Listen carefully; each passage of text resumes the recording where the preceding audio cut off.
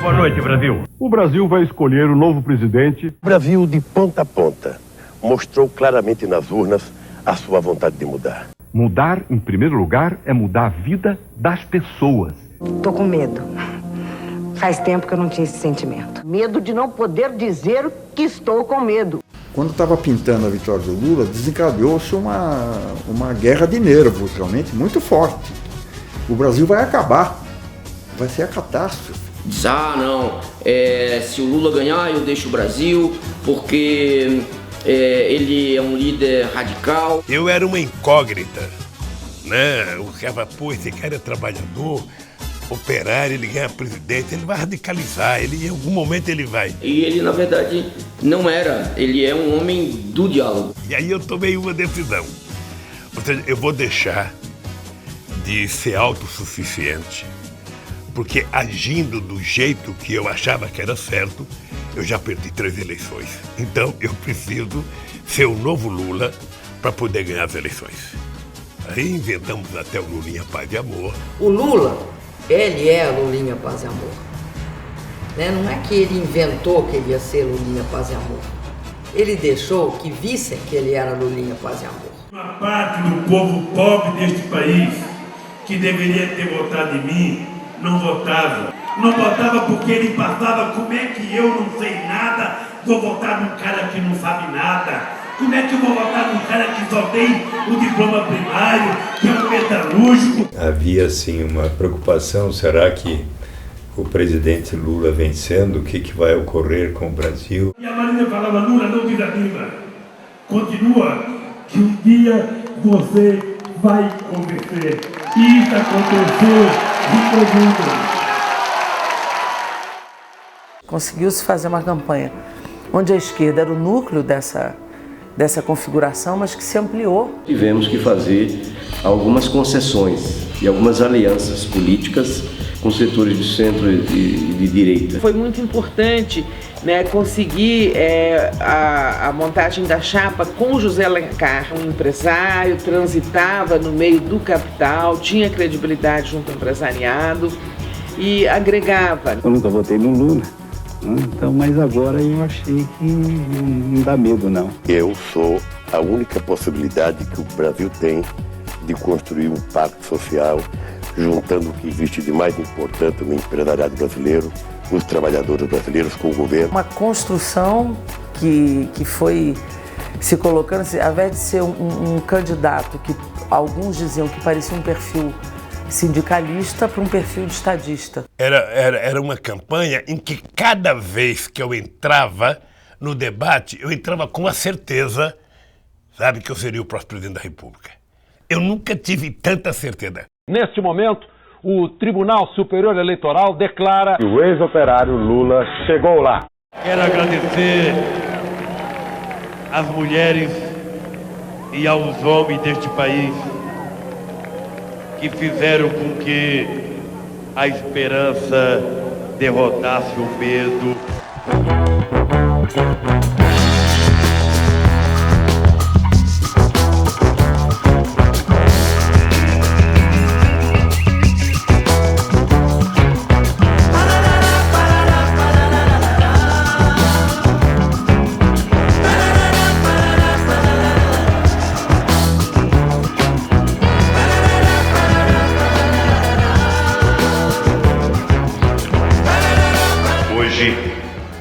É o dia do reencontro do Brasil consigo mesmo.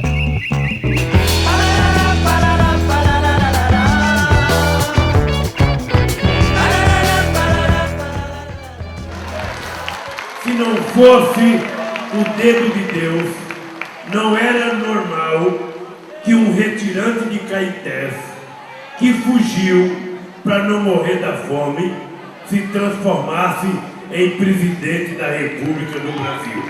Isso só pode ter o dedo de Deus.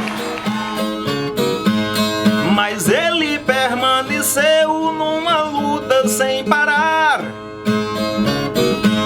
No ano 2002, que foi espetacular, ele lutou pra vencer e chegou no seu lugar.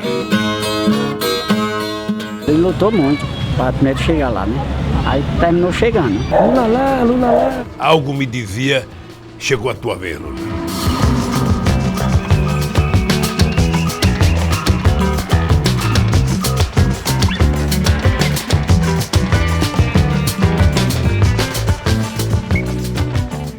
Um operário, um torneiro mecânico que chegavam ao cargo mais importante do país. Finalmente ofereceu as condições para uma vitória do Lula, que já tinha disputado outras 3 eleições. Tinha tanta expectativa porque eu perdi muitas eleições, então cada eleição você disputava pensando em subir a rampa. O povo já vinha esperando por isso há muito tempo e foi concretizado, né? Lula no poder, Lula ganhou, ninguém acreditou. Essa vitória ela é fruto de uma construção de um sonho coletivo que nós sonhamos juntos. A minha cabeça durante vários momentos era só o seguinte: eu não posso errar, eu não posso errar, eu não posso errar, eu não vou fracassar. Eu considero a chegada de Lula à presidência uma verdadeira revolução pacífica. É uma grande conquista do povo brasileiro o Lula ter, depois de muita disputa, de muita luta política, ter chegado ao governo representando essa camada ampla, majoritária do povo brasileiro. Então a chegada do Lula à presidência da República foi, de certa forma, um empoderamento desse país. E o reconhecimento do talento de uma figura surgida do meio operário. Uma pessoa daquela saiu daquele meio e se tornou presidente da nação. Isso daí é um marco. Um feito jamais ocorrido na história brasileira.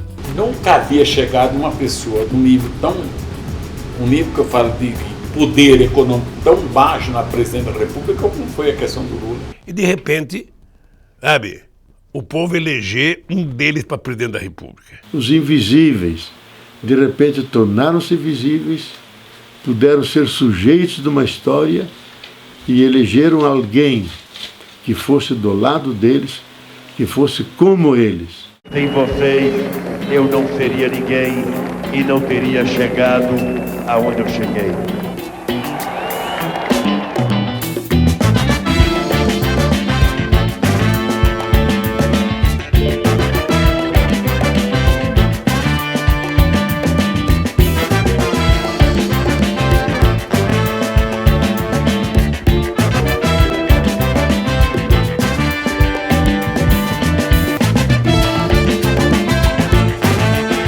Alguém do país de fora, e simbolizando antologicamente esse país de fora, chega ao poder e a possível gerência da alternativa. Eu era a possibilidade de fazer com que, pela primeira vez, os trabalhadores tivessem na presidência alguém como eles, alguém que viveu o que eles viveram, alguém que passasse a situação que ele passou. Um personagem que não é originário das elites e tem capacidade de articular forças e chegar à presidência da República pelo voto. Nós temos pouquíssimos casos de pessoas com a trajetória como a do presidente Lula, saem da base e conseguem alçar de uma maneira sem ser golpista, chegar ao cargo mais alto da nação. Tem o valor simbólico, né? O fato de um operário ascender a presidente. Ele foi comparado primeiro com Lech Walesa,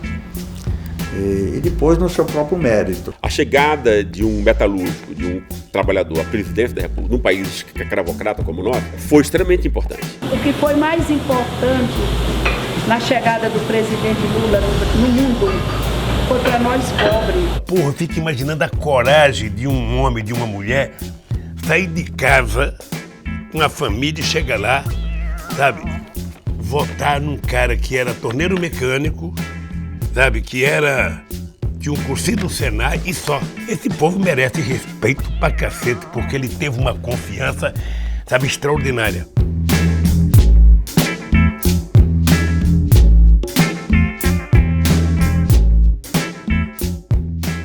Eu tinha que provar a mim mesmo que eu não podia falhar, porque se eu falhasse, não era o Lula que tinha falhado, porque se eu falhasse sozinho, não tinha importância nenhuma, acabou o Lula, tem outro. É que se eu falhasse, quem falhava seria a classe trabalhadora, seriam os pobres desse país que iriam provar que não tinham competência para governar. A gente pode ver o Lula naquela época como um Messias, no qual a população brasileira depositava uma confiança muito grande. Surge a ideia de um novo protagonista nacional, o país do outro lado. Ele vinha quase que imaculado para exercer o poder, e o povo traduzia isso aqui nas ruas, aqui na Praça dos Três Poderes e na Esplanada.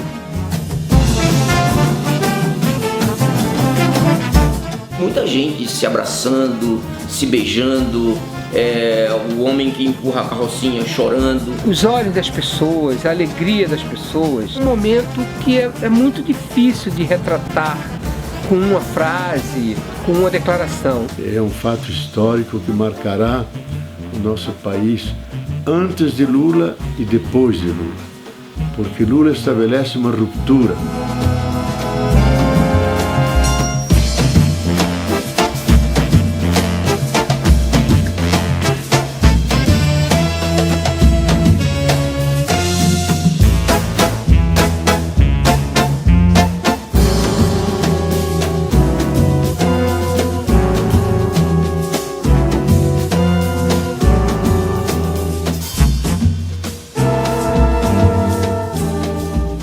Quando eu recebi a faixa, aí começa a dar dor de barriga. Porque aí é que começa para valer o dia seguinte. O que você vai fazer no primeiro dia? É muito mais difícil você governar e fazer as coisas que você disse que ia fazer do que você ganhar uma eleição. Lá em 2002, o Lula, para acalmar o mercado e construir um pacto nacional que viabilizasse a sua eleição, escreveu a Carta aos Brasileiros. O governo Lula, ele começa com a Carta aos Brasileiros, que é uma coisa meio tática. No fundo, é um discurso. Ele criticava o modelo econômico anterior, né, mas se comprometia em manter a estabilidade. Adotou políticas conservadoras, que também eram provisórias, táticas. Mas também se comprometia com mudanças no sentido de combate à pobreza, redução das desigualdades, etc. O Brasil, antes do Lula, era um Brasil em que não existia povo, sabe, para as decisões governamentais. Quando ele entrou, o FMI é quem mandava no país aqui. Faz isso, faz aquilo, outro.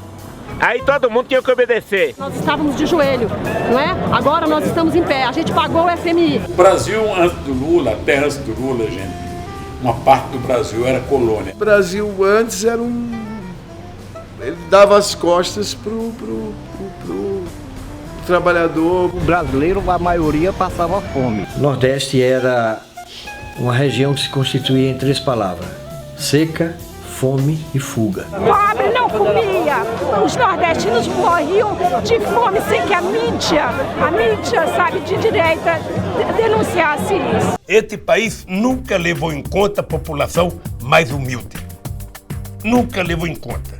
Na verdade, nós sempre fomos tratados como pairas da sociedade. Se comer, se trabalha, o trabalho vai servir para índice estatístico. Nós tivemos um Brasil de 500 anos, onde a elite sempre se beneficiou do poder, onde a elite, a cada dia, se tornava mais rico e o povo mais pobre.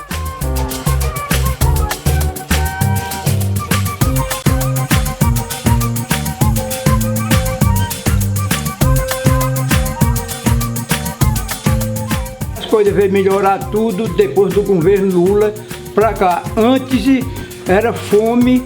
Só se via fome. Quando ele entrou na presidência, tudo mudou. Mudou e muito. E muitinho.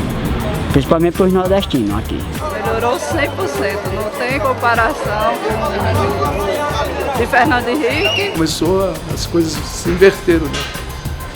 Veio para a cauda da cobra até a cabeça. Houve uma mudança, né? Assim, em relação ao que se diz povo. O Brasil é um Brasil diferente. Mudou uma série de paradigmas no Brasil, mudou uma série de visões do governo em relação à população e acredito que também da população em relação à atuação do governo. Esse é um outro segredo da governança.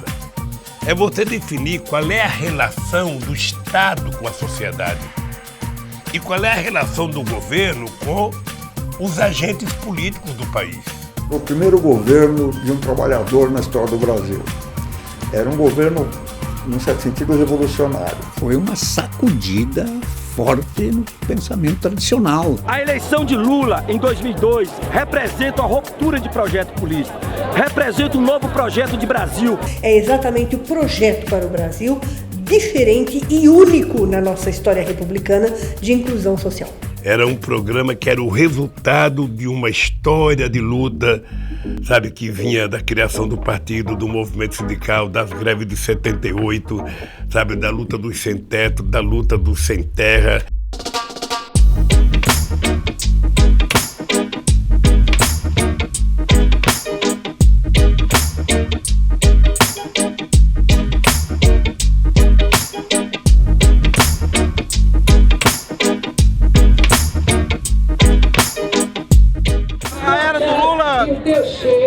O povo teve os maiores benefícios em 500 anos que não tiveram em toda a existência do país. Foi uma era de conjunção de tendências positivas em vários níveis.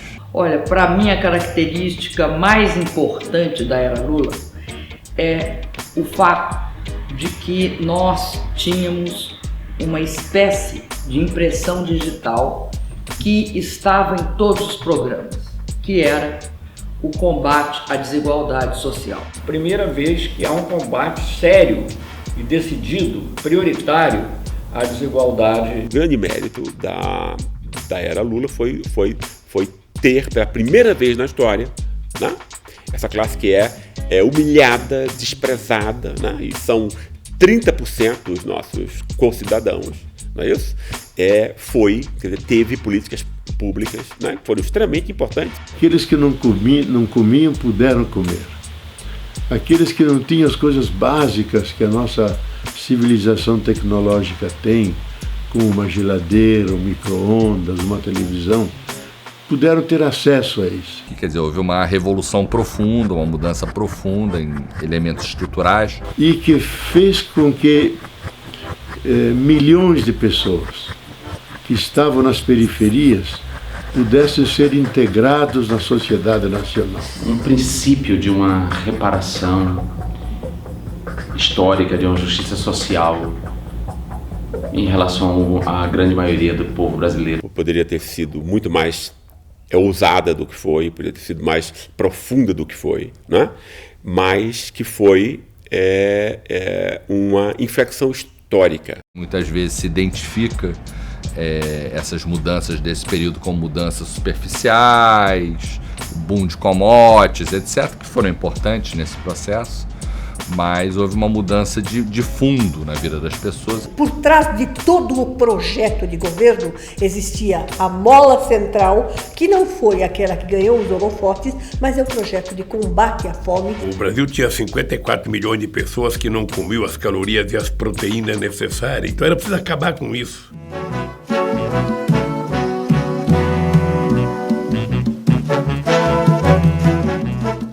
O Brasil precisa ser dirigido por uma pessoa que já passou fome. A fome também é professora. Quem passa fome aprende a pensar no próximo e nas crianças. Eu dizia que se ao terminar o meu mandato, cada criança nesse país, cada pessoa tivesse tomado café de manhã, almoçado e jantado, eu já teria cumprido a função da minha vida. O Lula talvez estava predestinado para isso. A Carolina Maria de Jesus, de alguma forma, foi profética. E isso se relaciona ao Lula.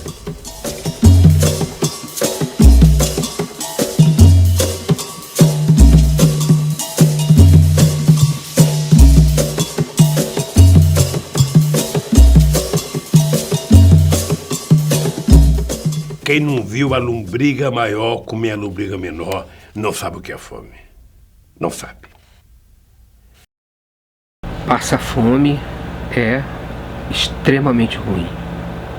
A fome mata, a fome maltrata, a fome humilha, a fome, entendeu? Estraçalha um pouco. E o Lula cuidou desse problema, né? Uma pessoa que comeu café com farinha como o Lula, uma pessoa que conheceu a pobreza, não podia chegar na presidência da República e não olhar para essas pessoas. Só mesmo um camarada que passou pelo que o Lula e nós outros milhões de trabalhadores passamos de estar no trabalho, abrir a marmita e ela tá azeda. Tem coisas que somente a pessoa que passou sente. Quem não passou compreende. Quem não passou sabe que existe, porque está nos livros. Se teve um presidente que olhou para o Brasil profundo, foi o Lula. Se teve um presidente que se importou realmente com a fome, com a miséria, foi o Lula. Na época do Lula era uma época boa, viu? Barriga cheia, matou a fome de muita pobreza, ajudou muita gente dos agrestes por aqui. O povo queria justamente, não queria mais passar fome.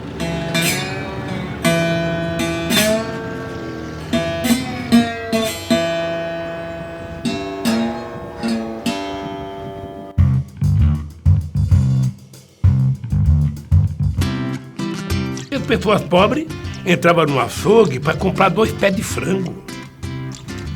Pescoço.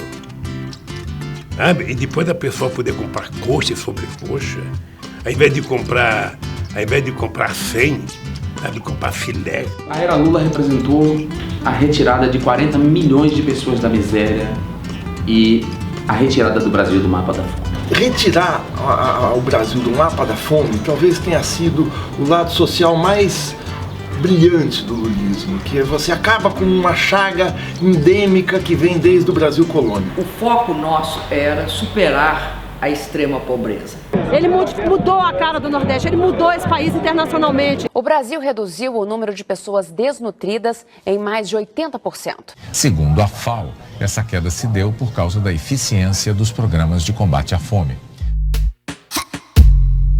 Nós conseguimos tirar o Brasil do mapa da fome, sabe? Não apenas com o projeto Fome Zero, que depois virou, Bolsa Família, mas é criando uma série de políticas públicas que vai de geração de emprego, de aumento de salário, de criação de milhares de microempreendedores, de bancarização das pessoas, de crédito consignado, de programa Luz para Todos, de PAC, ou seja, uma quantidade enorme de programas sociais que você juntando ele, você elevou o patamar de cidadania das pessoas nesse país.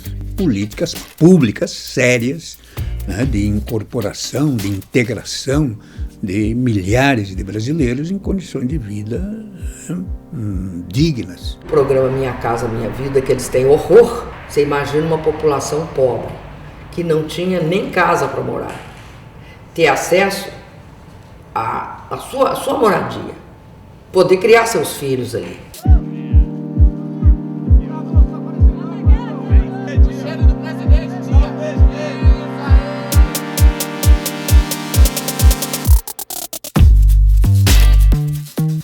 Ele deu ao povo brasileiro aquilo que ele sentiu na carne, que faltava na vida dele como pessoa. Lula é uma pessoa que fez o que era para fazer. Adorei o que ele fez pelo povo brasileiro.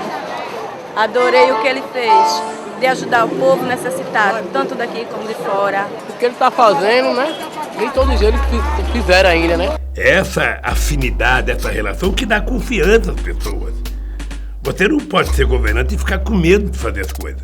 Eu acho que ele fez bastante coisa boa pro nosso país, principalmente pra parte do Nordeste, muitas pessoas que precisavam, né? Tirou os pobres das lamas, comunidade, ajudando muitas pessoas. Eu vi estrada, eu vi pavimentação, eu vi chegar a alimentação, eu vi chegar recursos, eu vi chegar muita coisa mesmo para desenvolver as pessoas. No fundo, o Lula sempre foi movido pelas necessidades do povo brasileiro. Ao povo, o que é do povo.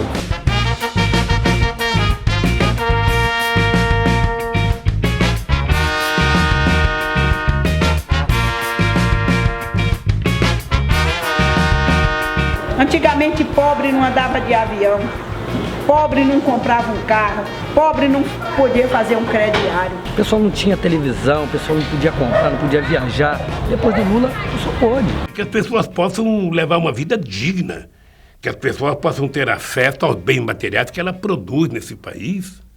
Se compra carro, porque a rua está cheia por causa do desgraçado do Lula. Se vai de avião, o aeroporto virou uma rodoviária por conta do Lula. Olha, eu quero lhe dizer que eu nunca sabia como que era um avião por dentro. Eu não sabia. Qual era o pobre que sabia onde era a porta do aeroporto? Hoje, quem é o pobre que não anda de avião? Até a empregada doméstica hoje anda de avião. A maioria do pessoal andava de pé, num carro de boi. Hoje em dia todo mundo pode comprar um carrinho, pode comprar uma moto. Né? Era uma dificuldade até para se comprar uma bicicleta. Foi o único que olhou para as camadas menos favorecidas. Simples assim. É simples assim. Na realidade, você mudou a vida das pessoas.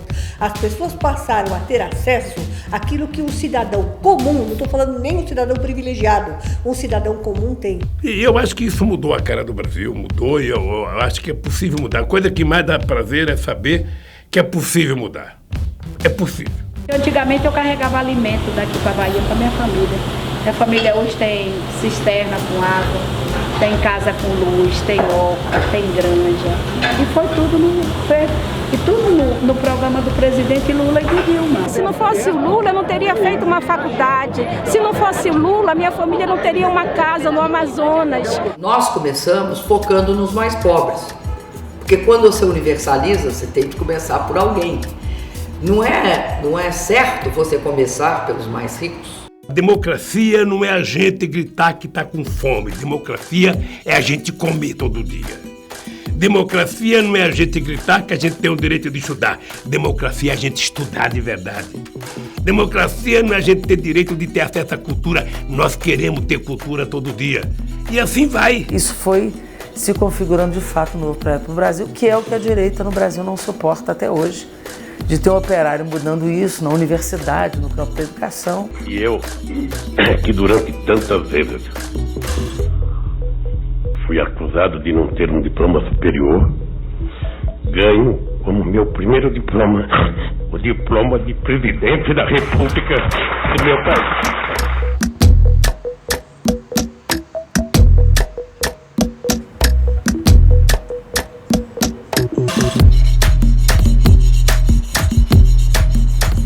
Quem acredita em si próprio jamais será derrotado. Se você fizer como Lula, você nunca vai trabalhar para ser presidente. É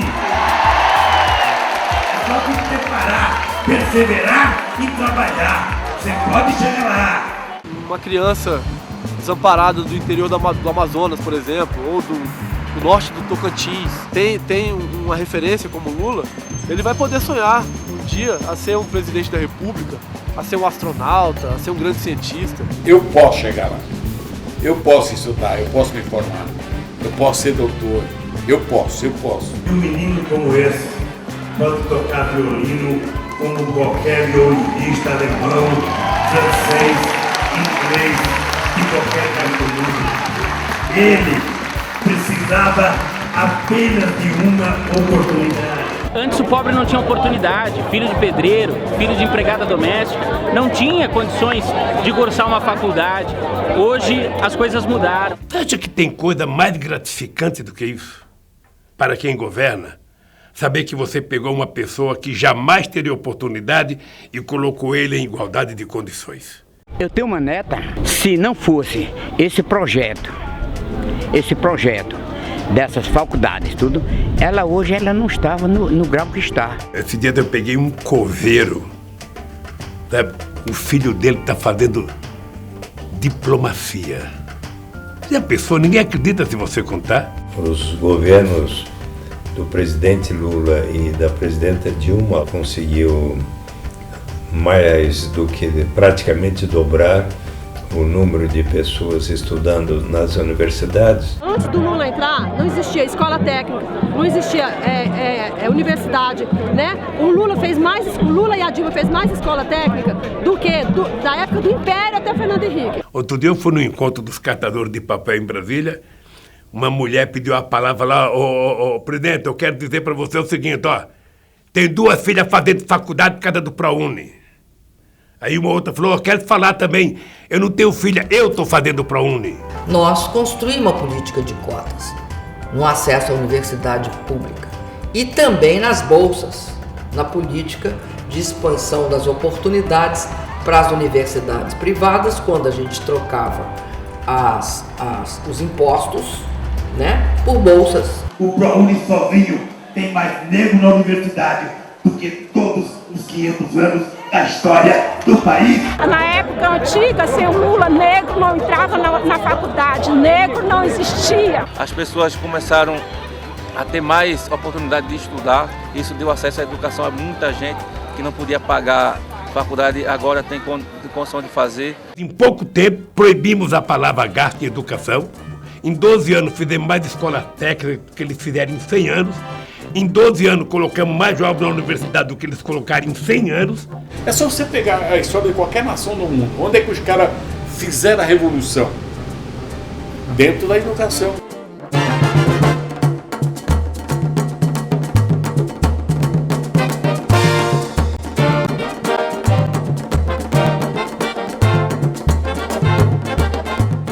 Ou nós pagamos as dívidas que temos com a sociedade brasileira, ou nós iremos atravessar um século tão pobre como terminamos o século passado.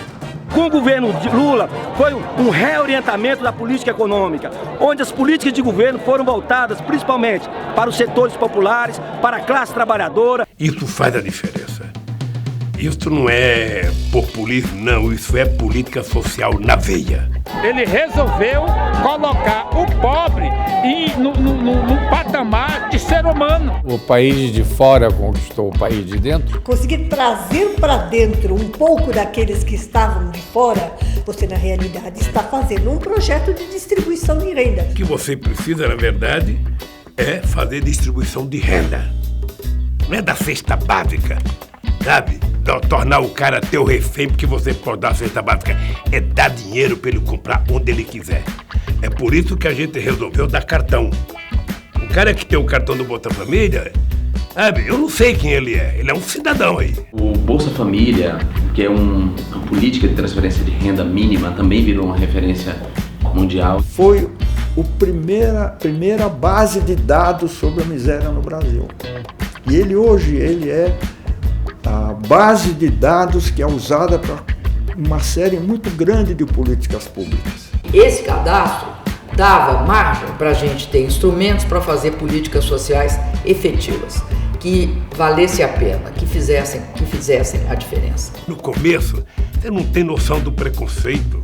No começo estão criando vagabundo, porque estão dando esmola pro povo. Isso não é política social, isso é assistencialismo, isso é demagogia, isso é populismo. Aí quando eu saía a notícia com a mulher qualquer, falava, eu coloquei uma dentadura com o meu Bolsa Família, mas tá gastando dinheiro, sabe? Não tá comprando comida, tá gastando dentadura. Ora, gastou dentadura para poder comer melhor. Uma inversão de política que passou a priorizar ou considerar o Nordeste como parte da nação, vindo para cá alguns investimentos, com a melhoria da renda. Na hora que tiver 5 centavos no cofre da prefeitura, do estado, do governo federal, você tem que dedicar uma parte para essa gente pobre, senão eles nunca vão sair dessa pobreza. O programa Bolsa Família, aliados a outros pontos da política econômica, como a de aumentar o salário mínimo, fez com que houvesse uma diminuição significativa dos índices de desigualdade e dos índices de pobreza extrema, de pobreza absoluta. O Brasil deu os primeiros passos num caminho que países mais desenvolvidos que o Brasil, da Europa e dos Estados Unidos, já tinham dado antes. Eu gosto de chamar de um caminho do meio, onde conciliou economia com social. Então acho que o Lula soube fazer isso. O que é relevante no período Lula é que nós mostramos que era possível crescer e distribuir renda. Foi um Brasil que viveu uma situação internacional muito peculiar. A partir de 2004, 2005, a demanda chinesa por commodities, ou seja, por produtos primários, produtos que os países da América Latina tinham para vender, encontraram no mercado chinês uma grande demanda. Isso gerou um surto de prosperidade nesses países. Além disso, a renda das pessoas, a renda média das pessoas cresceu mais do que o PIB, 2 vezes mais do que o PIB. Havia também uma série de políticas sociais focadas ou políticas sociais muito efetivas, como o aumento do salário mínimo, que movimentaram a economia de uma maneira muito grande em relação aos últimos 20 anos. E as pessoas mais pobres tiveram um ganho ainda maior. Então foi uma era que combinou crescimento com redução de desigualdades.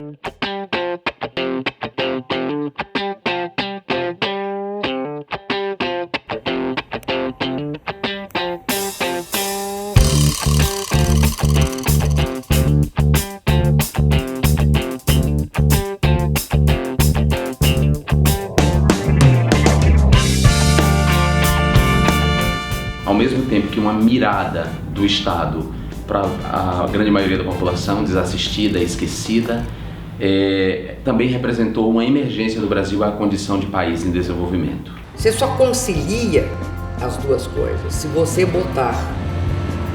colocar no centro da sua política de crescimento econômico a variável vou distribuir renda e aumentar a oportunidade. Isto, inclusive, permite de uma maneira muito profunda naquele momento a redução da inflação e a criação de um clima de estabilidade econômica. É apostar no investimento. Apostar no seguinte: não basta você controlar a inflação, não basta você manter o preço em ordem. Você precisa, na realidade, dar trabalho para as pessoas. O Lula foi bom, foi ótimo. Ele fez uma boa melhoria, gerou mais emprego. Todos os indicadores trabalhistas de mercado de trabalho, vamos dizer, conspiraram a favor. Então é uma era em que houve ganhos importantes nas condições de vida da população. Todos ganharam. Esse bolo, só uma parte da população comia, né? Era a elite. E depois de Lula, esse bolo foi dividido. O foco dele foi agradar o pobre. Enquanto ele agradava o pobre, o rico também foi se agradando. Entre 2003 e 2015, cerca de 50 milhões de pessoas ascenderam à classe C, que tem uma renda basicamente de R$ 2.500 por família. Mais 12,5 milhões de pessoas subiram às classes A e B. Reduzimos as desigualdades regionais, elevamos os ganhos e a qualidade de vida de milhares de pessoas, mas não é? Os ricos ficaram mais ricos. Acho que as pontas ganharam, né? Os pobres foram olhados, beneficiados com políticas, né? Por outro lado, nós sabemos que foi um momento em que os bancos ganharam muito.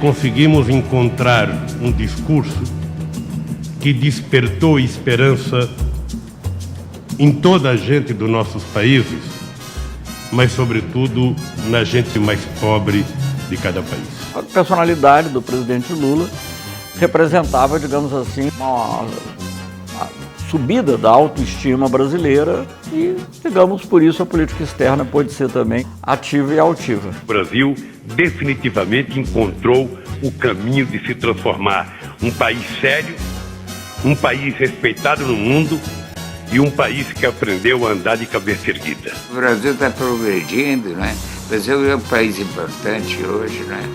País respeitado. Recuperamos as nossas relações externas, recuperamos a credibilidade dos investidores, recuperamos a credibilidade dos credores, recuperamos a credibilidade interna no país. Você sentia que a receptividade ao Brasil era muito grande, né? Tanto na América Latina, e não só na América do Sul, mas na América Central, Caribe, e a mesma coisa com a África, né?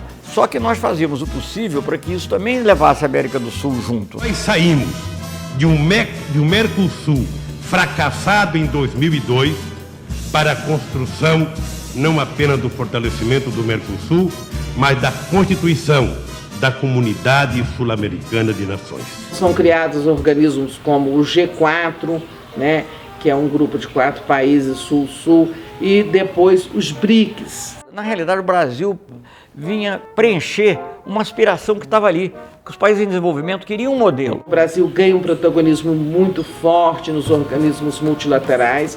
A ênfase da política externa é na integração, é nas relações Sul-Sul e no multilateralismo. Afirmei que era chegada a hora da política. Governantes e não tecnocratas arrogantes deveriam assumir a responsabilidade de enfrentar a desordem mundial. É operário, é amigo do povo, ele compreende os problemas da América Latina e sabe defender o nosso país dessa campanha sistemática que o imperialismo vem fazendo contra o Brasil. E essa coragem me levou para as reuniões do G8. Você imagina, eu fui o único presidente do Brasil convidado para as reuniões do G8.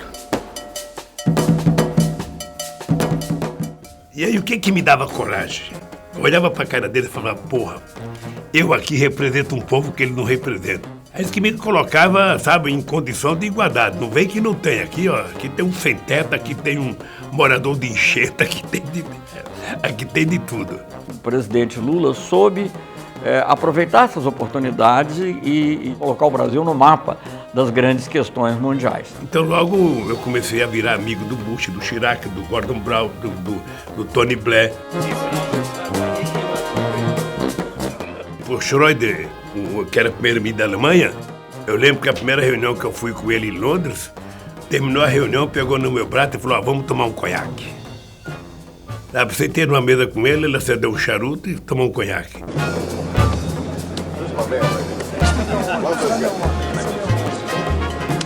Até o Obama falou que ele é o cara, não é?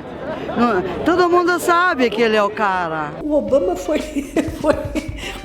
foi, digamos assim, um profeta na realidade, ele percebeu. Eu falei, pô, então aqui eu sou o rei da cocada, eu estou representando uma parcela do povo que esses caras não representam. E era isso que me dava coragem. Um governante que soube chegar lá no exterior e botar moral. Recebeu inúmeros títulos, doutor honoris causa, nenhum dos quais, ou rarissimamente noticiados pela imprensa brasileira. Outro ponto alto é a criação do G20, em que os países em desenvolvimento, né, os países emergentes, né, forçam a construção de uma estrutura mais ampla, né, alarga o número de países que vão ter voz ativa. Today we're talking to the President of Brazil, Luiz Inácio Lula da Silva. President Lula, welcome to Hard Talk. Ele foi apreciado muito mais no exterior do que no Brasil. He was called by President Barack Obama the most popular politician on earth. The most popular politician on earth. Ele tem a cara da gente. Se você encontra ele na Bahia, você pensa que ele é baiano. Se você encontrar ele no Rio de Janeiro, vai pensar que ele é um carioca.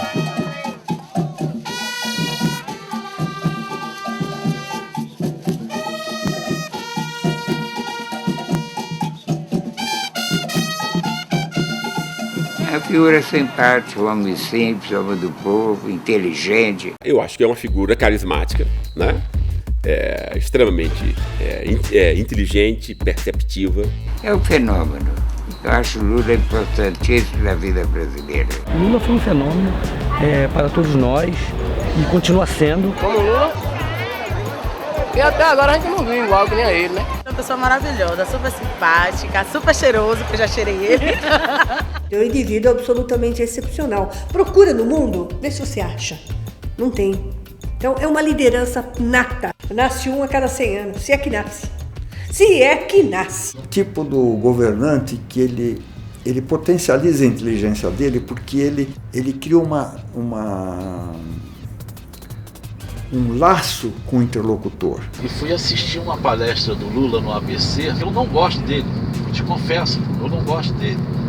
Mas o poder que ele tem de persuasão, entendeu?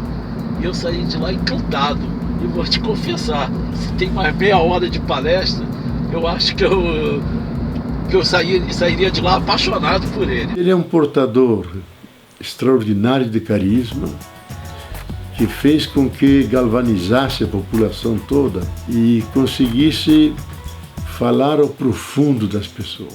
Um gênio político, não é isso?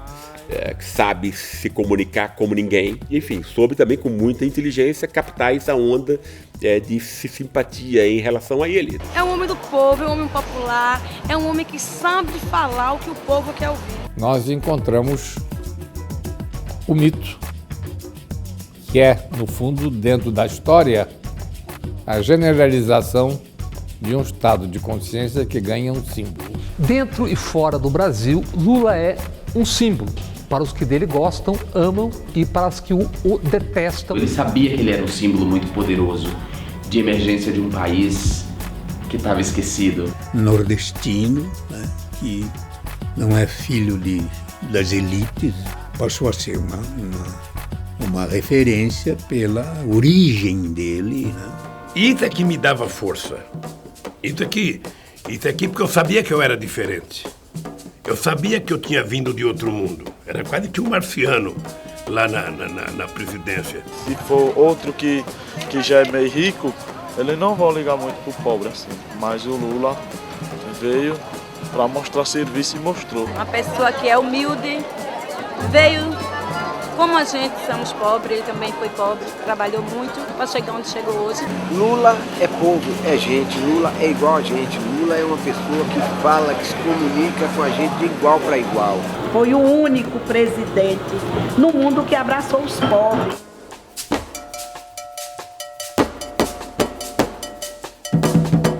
Ele realmente é do povo, não tem besteira, abraça todo mundo, beija todo mundo. O Lula é nós na presidência da República, não é só um dos nossos. Ele é nós, povo, pobre, lutador, que chegamos finalmente, depois de 500 anos, no centro do poder.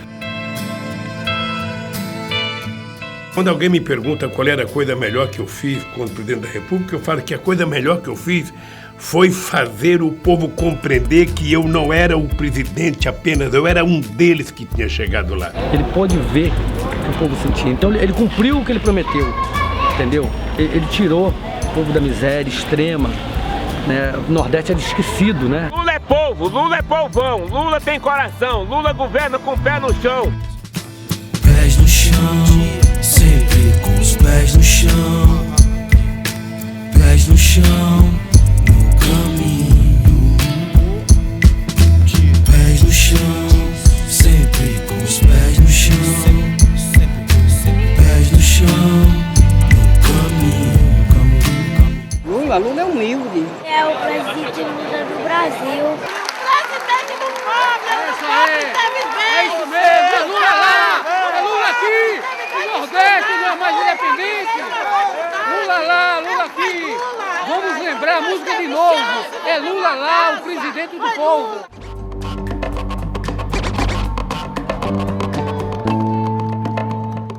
O homem que sai lá do interior de Pernambuco, naquelas condições precaríssimas, e consegue, numa trajetória incrível, transformar sua própria história e a história do seu povo. A política era feita só para cima, né? Só lá de cima. Embaixo ficava esquecido. Depois de Lula a gente teve acesso, né? Então eu acho que isso significa muito o antes e depois do Lula. O nível de realização possível neste governo foi dos maiores para a população deste país. Se você olhar o que Lula desenvolveu dentro de 8 anos que ele foi presidente, ele desenvolveu mais coisa do que os presidentes dos últimos 100 anos. Não era possível o Brasil dar certo se ele não tivesse um presidente da República que conhecesse o Brasil na sua totalidade. Tentam reduzir o Lula a só um grande articulador, um maravilhoso político, uma pessoa que trabalha muito bem com os outros. Quando Lula talvez seja o presidente, tá, que mais conhecia o Brasil. Era preciso que o presidente tivesse um olhar total do seu país, para conhecer o seu povo e poder governar distribuindo possibilidades para que todos tivessem condições de participar do desenvolvimento desse país. Ele é eu acredito, o melhor presidente, o Getúlio na sua época, com seus desafios, mas eu acho que o Lula foi o grande presidente do Brasil nesta área, porque ele tinha esses dois talentos, o talento de ser capaz de gerir e o talento de articular. Ele já demonstrou que tem capacidade de resolver os problemas brasileiros, né? Sempre pensando no país, no povo brasileiro. É uma figura excepcional. Eu sei que nós não fizemos tudo, e eu sei que não é possível fazer tudo em 8 anos. Quando a gente está no poder, a gente quer mudar tudo, mas quando chega lá a coisa é diferente. Mas eu acho que o que ele pôde fazer pelo Brasil de bom, eu acho que ele fez. Se eu pudesse dizer para vocês o tamanho da minha alegria, eu dizia que eu estou mais alegre hoje do que quando eu tomei posse. 8 anos de governo não foi 8 dias, nem 8 semanas. Quando eu tomei posse, eu estava nervoso e estava apreensivo se eu ia dar conta do recado. Hoje eu estou tranquilo, porque temos conta do recado e o povo brasileiro compreendeu tudo o que nós fizemos nesse país. A gente sabe que falta muita coisa, mas foi dado o pontapé inicial e foi feito alguma coisa, né? Então foi assim, sabe, que eu consegui chegar lá e conseguir governar. Então não existe limite para o ser humano quando ele quer. Não existe limite. Sei que ele fez muita coisa boa, vai deixar muita saudade, ele vai deixar.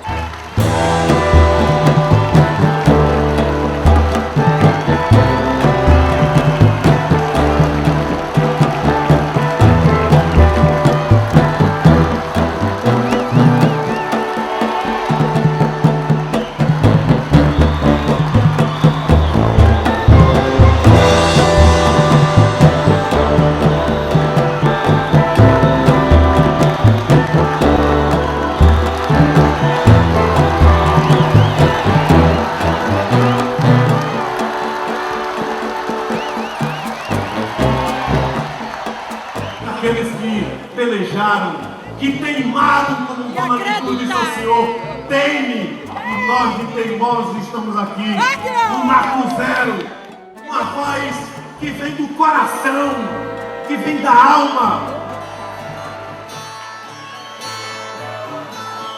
Esse homem de valor que está de mão estendida, 8 anos no poder, trabalhou de frente aqui, o Brasil mudou de cara e o povo mudou de vida.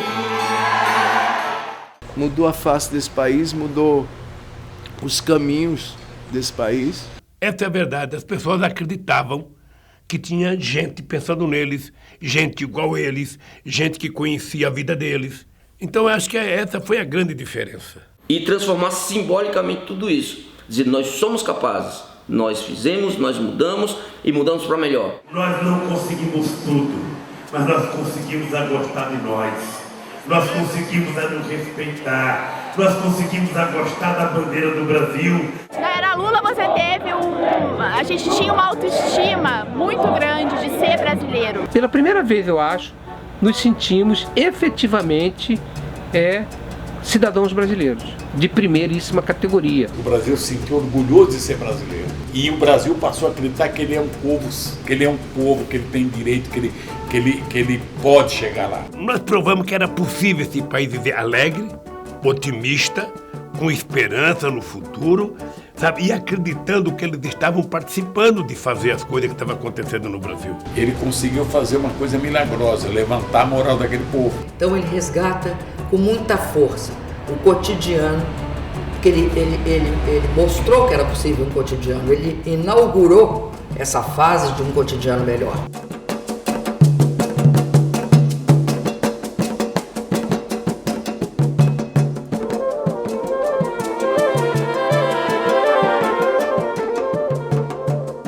Como eles vão lembrar do Lula como uma pessoa digna, como uma pessoa que ajudou os pobres, deu dignidade para pobre. O grande presidente do povo, mas especialmente o grande presidente dos pobres.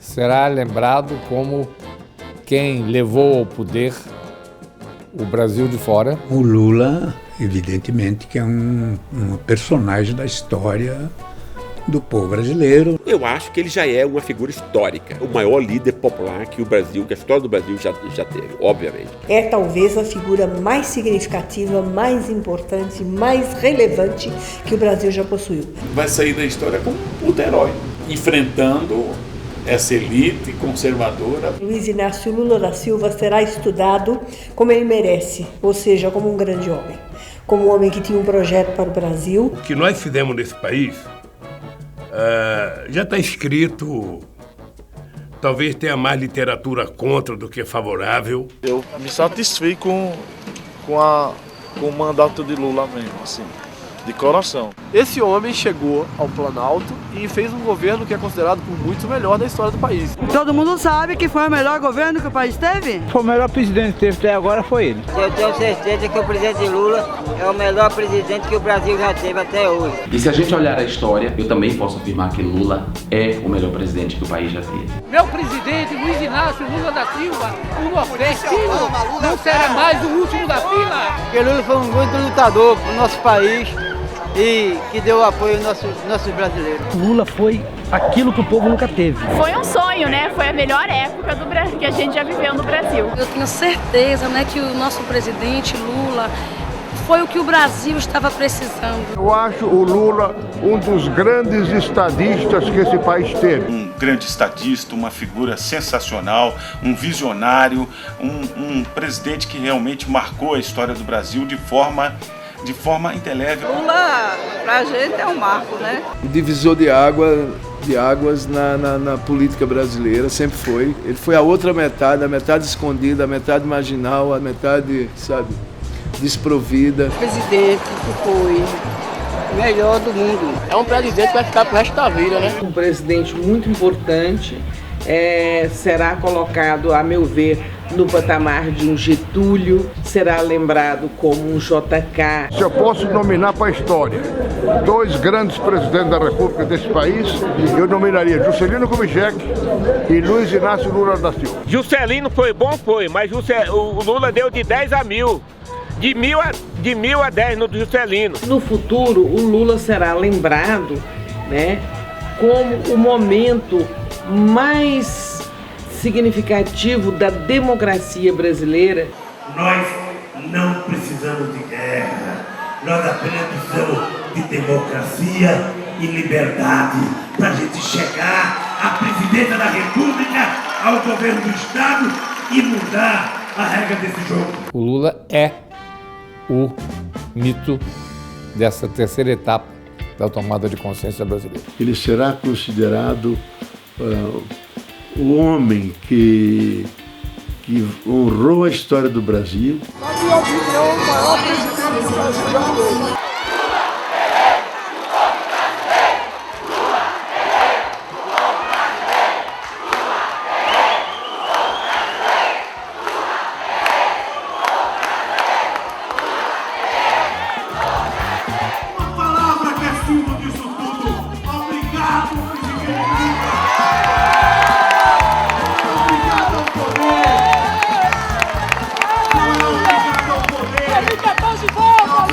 Eu, sinceramente, deixo apenas a presidência, mas não pensem que vocês vão se livrar de mim, porque eu estarei pela rua desse país, lutando e trabalhando para que a gente consiga melhorar a vida do povo brasileiro. Feliz ano novo para todo o povo brasileiro e para o povo brasileiro.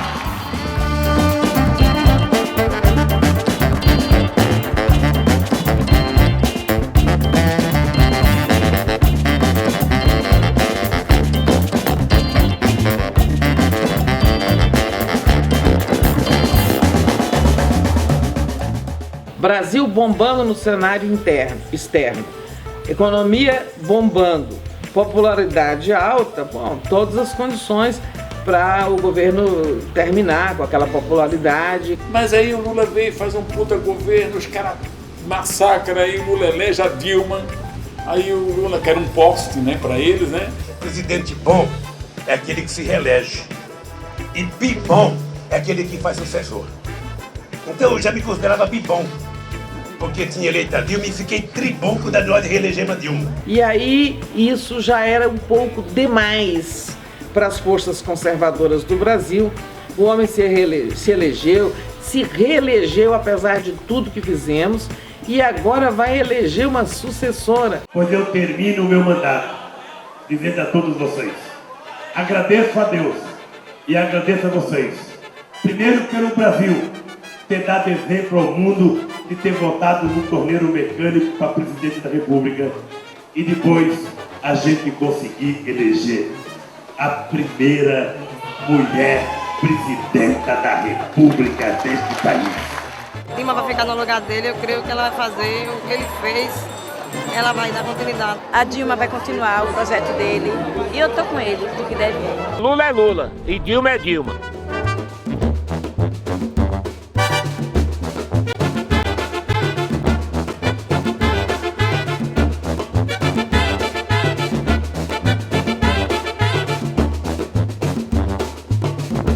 A democracia propiciou que a gente elegesse o primeiro operário presidente da República.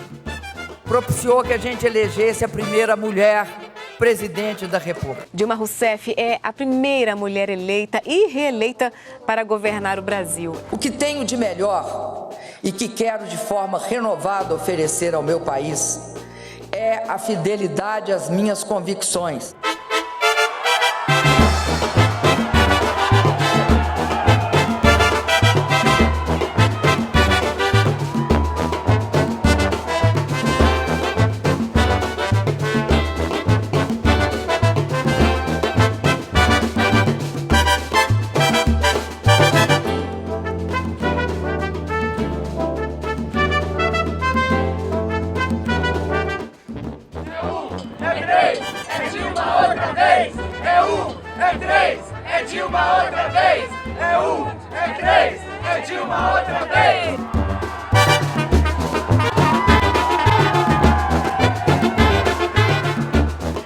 Esse projeto que começou no governo do presidente Lula, que continua no meu governo, ele pertence a vocês.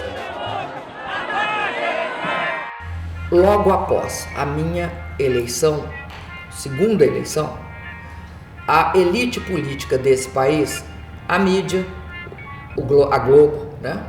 Mais um pedaço da própria elite econômica, que expressa no Pato Amarelo, elas olharam e disseram: não podemos achar que através do voto popular, do voto direto, do voto secreto, nós vamos ser capazes de conseguir o espaço político que nos permitirá construir uma nova agenda para o Brasil, que não seja essa agenda lulopetista. E aí eles endoidaram porque a reeleição da Dilma era a perspectiva.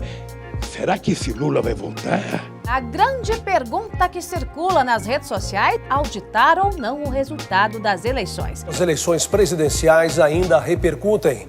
O PSDB pediu ao Tribunal Superior Eleitoral a realização de uma auditoria para averiguar o resultado do segundo turno. Não houve nenhum tipo de fato concreto daqueles que foram apontados na época das eleições que possa colocar em dúvida o resultado eleitoral. Em 2014 ela estava completamente só, né? Ela já estava no ringue, né? Já estava em processo de nocaute. E esse cenário se agrava a partir do momento em que o candidato Aécio Neves não aceita o resultado da eleição, passam a constituir um conjunto de iniciativas e movimentos para a desmoralização do governo da presidenta Dilma. Porque eles perderam a eleição e não se conformaram. O que aconteceu foi o não aceitar o resultado das eleições. E isso é absolutamente imperdoável, porque é princípio da democracia. Faremos uma oposição incansável, inquebrantável e intransigente na defesa dos interesses dos brasileiros. Aécio Neves está desconstruído. Não ganhou? Eu agora faço como criança. A bola é minha, não brinco mais. A coisa de menino mimado, sabe? De garoto que sempre teve tudo, fez com que ele decidisse destruir a República com o movimento do impeachment da Dilma.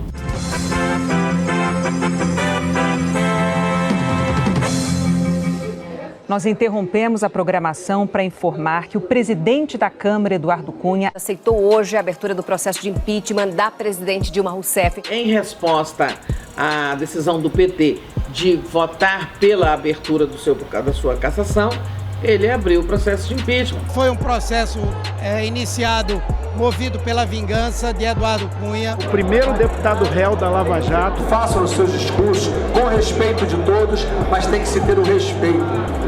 Ele é o representante da direita conservadora, tanto em termos de valores civilizatórios, como também em matéria econômica, social e política. O senhor Eduardo Cunha não tinha qualquer autoridade moral para tocar à frente um processo como esse. É uma vergonha muito grande para o próprio parlamento brasileiro. É uma forma também que, com essa decisão, esse processo seja, de uma certa forma, enfrentado. Eu me sinto indignado com o que estão fazendo com o país.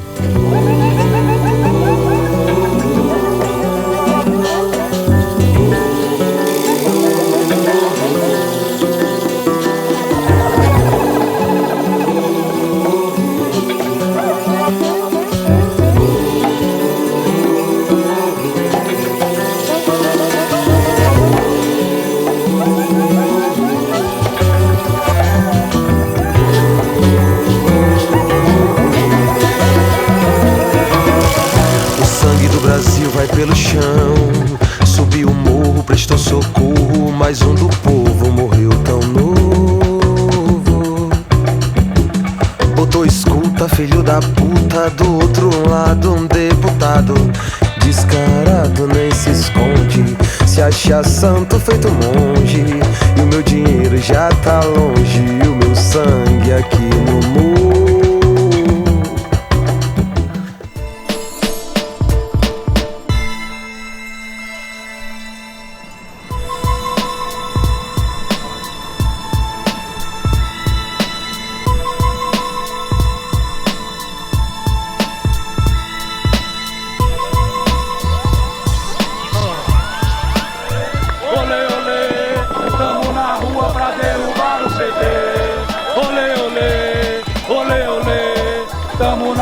Pra derrubar o PT. Lula na rua, vem pra rua, meu povo, vem pra rua. Lula na prisão, sai do chão, Lula na prisão. Algema, algema, algema, algema, algema. Não passarão, golpistas, fascistas, não passarão, golpistas, fascistas, não passarão. Golpistas, fascistas, não passarão!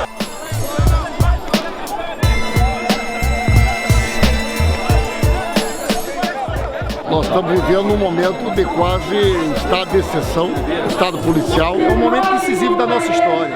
Isso aqui é um golpe típico. Nós estamos vivendo o momento de um golpe que a direita internacional está tramando. É um momento triste, porque ele está desconstituído daquilo que é elemento forte de momento histórico, que é a esperança. Esse golpe, ele tem uma fachada, que é o processo de impeachment. O golpe não é só do Cunha e do Temer, eles são lumens a serviço da burguesia. Agora, mais do que nunca, nós precisamos de defender a democracia, lutar contra o golpe, lutar.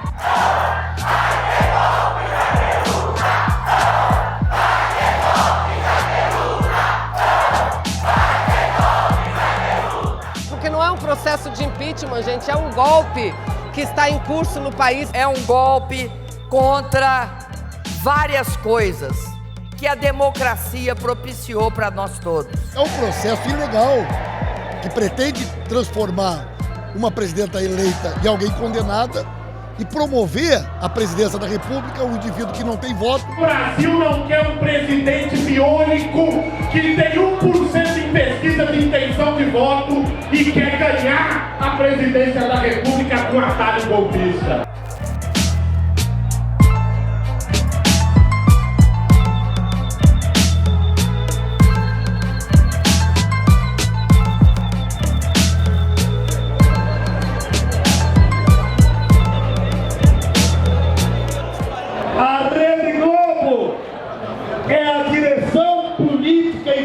lógica da burguesia e é ela que está fazendo o trabalho militante de agitar a favor do golpe.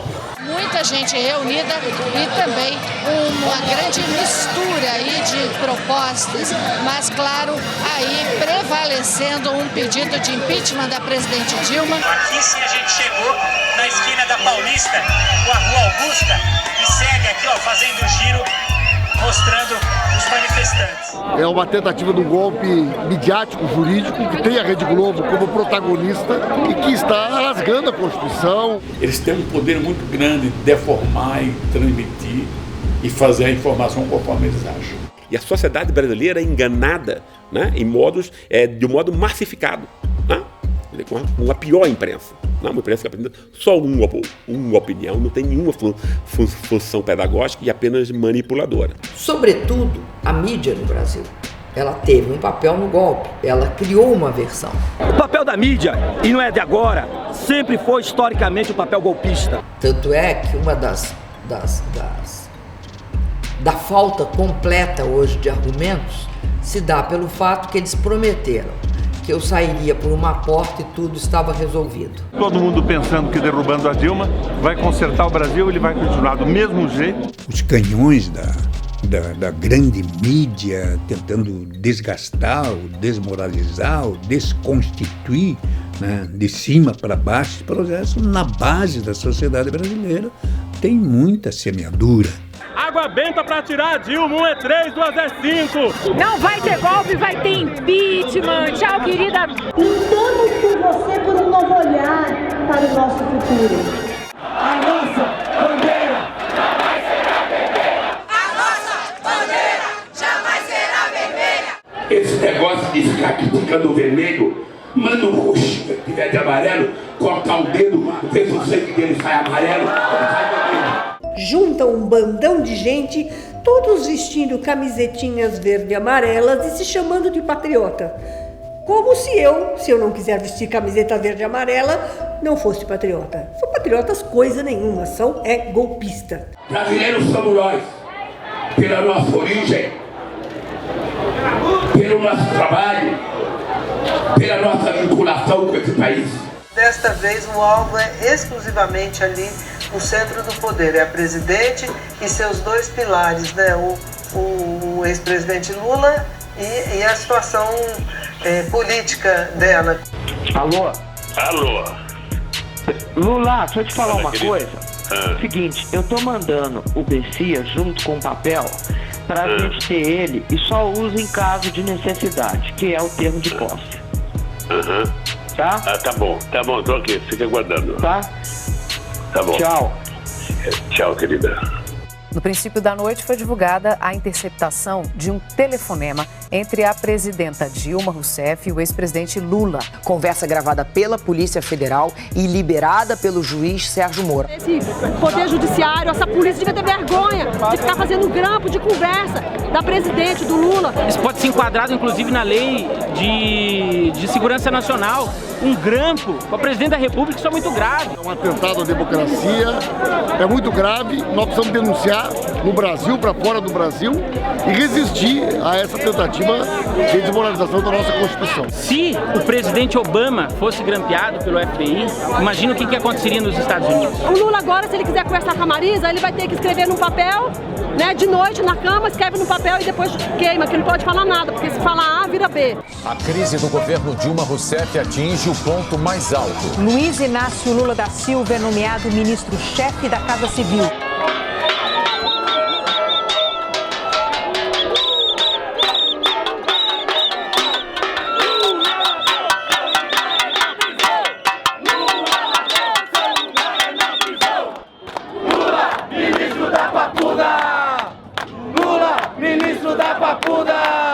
A população não vai sair da rua, não vai desistir nessa tentativa de golpe de Dilma e Lula em querer obstruir o trabalho da justiça, nomeando ele ministro. O Lula está sendo empossado aí e nós esperamos que tenha uma mudada nesse Brasil. Certamente ele vai dialogar com a sociedade, com os movimentos sociais, vai dialogar com o parlamento. Lula, guerreiro do povo brasileiro! Lula, guerreiro do povo brasileiro! Lula, guerreiro do povo brasileiro! O ministro Gilmar Mendes, do Supremo Tribunal Federal, acaba de conceder uma liminar que suspende a nomeação do ex-presidente Lula para o cargo de ministro-chefe da Casa Civil. Então, com isso, o presidente volta a ser investigado pela Operação Lava Jato. A Lava Jato foi um instrumento que a classe burguesa, os endinheirados usaram para destruir Lula e, se possível, destruir o partido que Lula representa.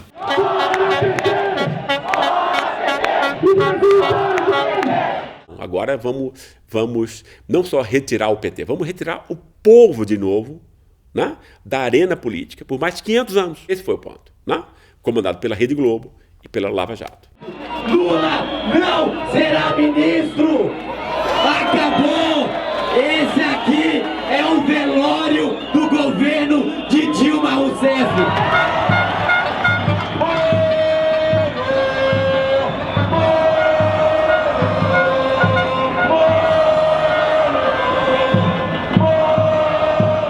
A justiça não pode ser politizada, nem tampouco pode ser politizada a polícia. E o meu futuro espera essa grandeza, terra dourada, em outras vilas do Brasil, a pátria amada, dos filhos desse sol espanha, gentil, pátria amada, Brasil. Salva de palmas pro Brasil! Esse pessoal que está aí tem dado demonstrações ao longo do tempo que não tem competência, não tem capacidade e não querem trabalhar pelo Brasil. E nós temos que fazer a nossa parte, lutar ao lado da lei para tentar tirar esse pessoal daí. Os fascistas estão querendo, na verdade, retomar o poder.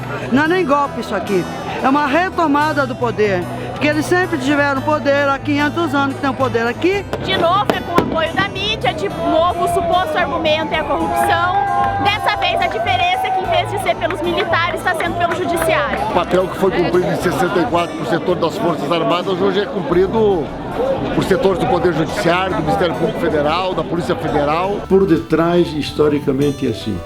Cada 15, 20 anos, quando os pobres começam a ganhar força política, eles dão um golpe para não perder seus privilégios. As elites têm a sua visão de democracia, uma democracia sem povo e até a democracia sem votos. Setores de direita, uma parte grande da mídia e os empresários da Fiesp, do agronegócio, pretendem tirá-la do poder para colocar Michel Temer. Essa turma é barra pesada, é a velha política. Nós estamos tirando a presidente honesta para colocar essa turma. É uma quadrilha. Eles não vão descansar enquanto não fizer um golpe, mas vai ter guerra. O que está em jogo é a nossa liberdade, a nossa soberania, é a nossa paz, o nosso emprego, é o futuro do Brasil. No concreto armado, é golpe de Estado. Conflito na praça, bagaço nos dias, conclusões tardias, posto de fumaça.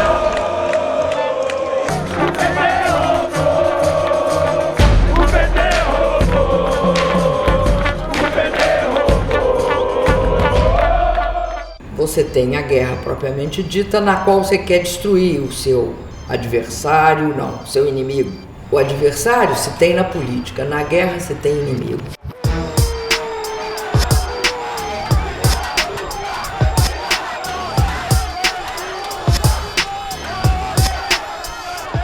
Fomos violentamente agredidos por esses fascistas que não respeitam a manifestação popular, não respeitam a manifestação do povo. O Brasil hoje é um país conflagrado, é um país que está vivendo a quebra do Estado de Direito. Isso corrói as instituições, alimenta esse cenário de violência, de caos. Por isso que nós temos que, nesse momento, mobilizarmos todas as forças políticas, todas as forças democráticas e progressistas do país para conter essa onda golpista. O povo está na luta, os trabalhadores, os estudantes, contra esses golpistas que querem afundar o país e que não reconhecem os avanços que tivemos nos últimos anos com o governo de Lula e Dilma. Basta olhar quem está aqui e se ver concretamente quem está apoiando esse governo, que é seguramente muito diferente do tipo de público que nós temos do outro lado desse muro que separa Brasília, separa o Brasil.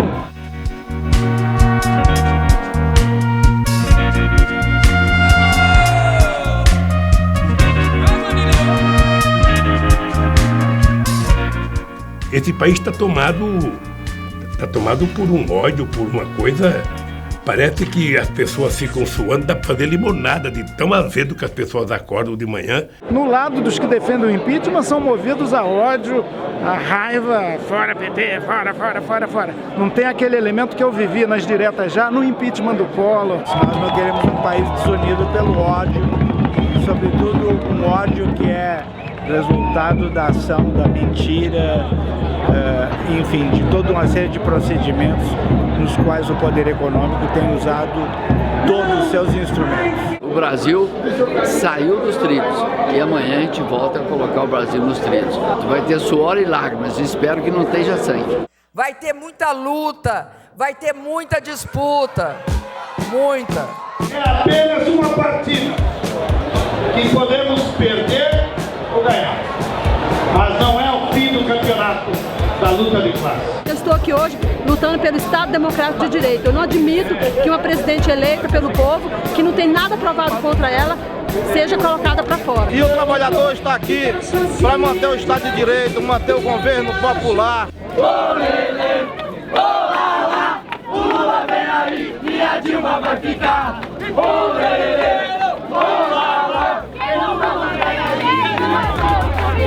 O que nós estamos hoje nas ruas é garantir a permanência do governo Dilma, um governo legítimo, democraticamente eleito e representado nas urnas. Se a Dilma sair, o povo brasileiro é que vai perder.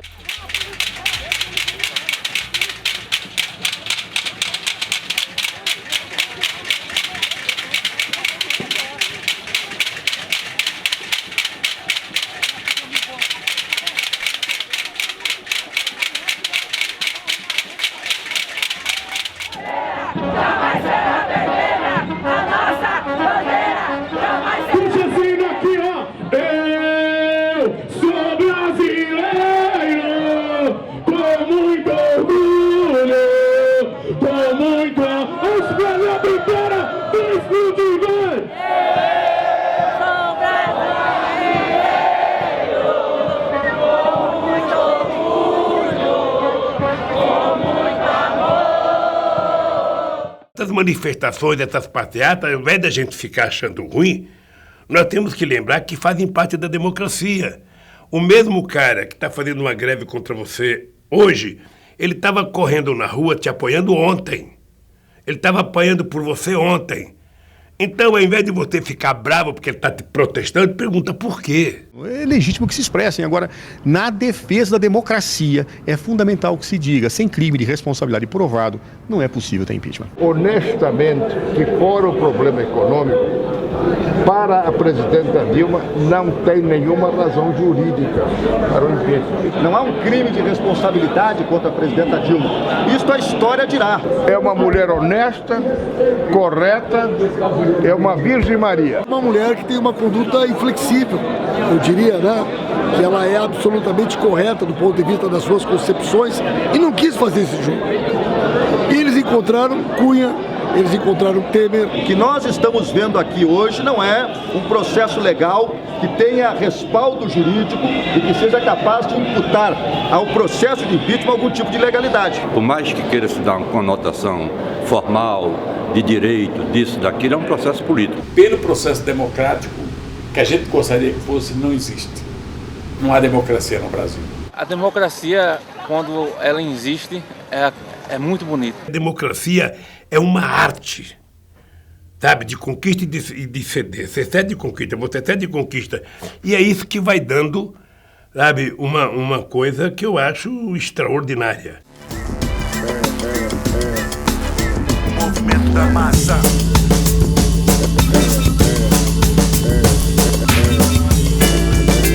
Movimento da massa.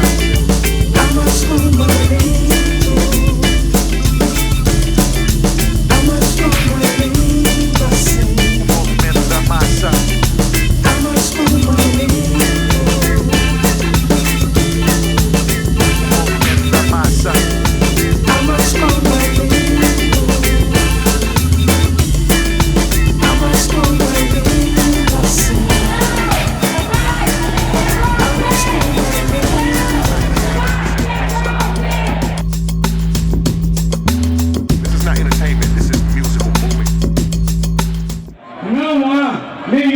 motivo para a presidenta ser impeachmentada.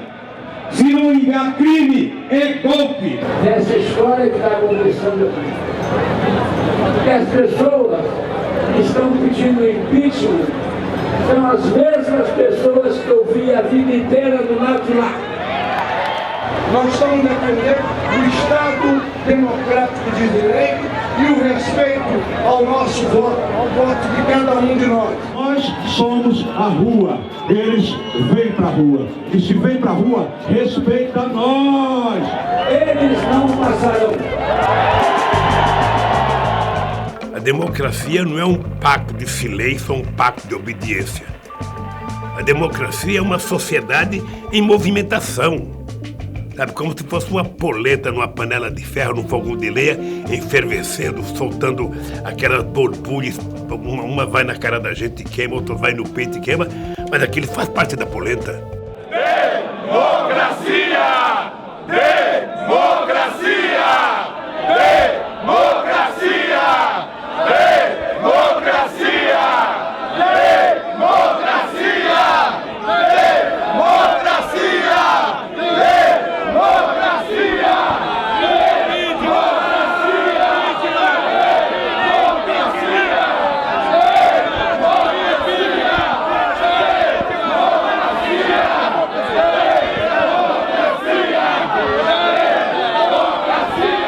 Nós vamos ganhar a favor do Brasil. Na política, aprovando o impeachment. Sem golpe, a favor do Brasil. Que façamos o impeachment não é golpe. O impeachment não passará.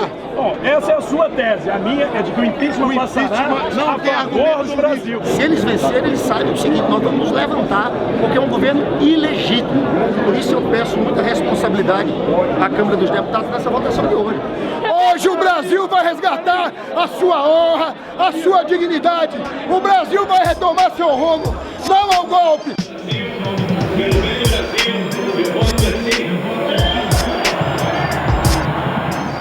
Sim, sim, sim, sim.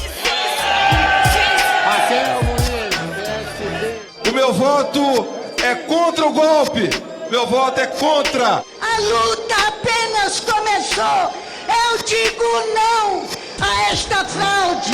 E vou passar para a história, sem manchar as minhas mãos e a minha biografia de querer tirar do poder uma mulher eleita legitimamente e uma mulher honrada. Pela democracia é não. Eu voto não.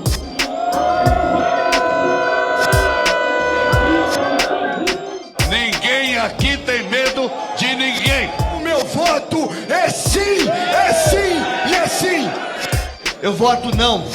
Eu voto sim pelo afastamento da senhora Presidente da República. Eu voto sim, presidente, pelo impeachment.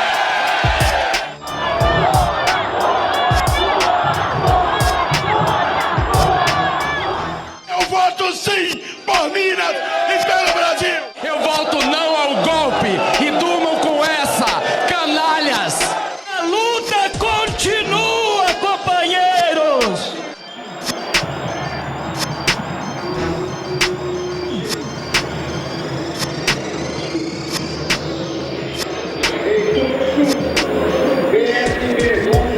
Eu voto sim ao impeachment. Eu voto sim. Franklin Lima.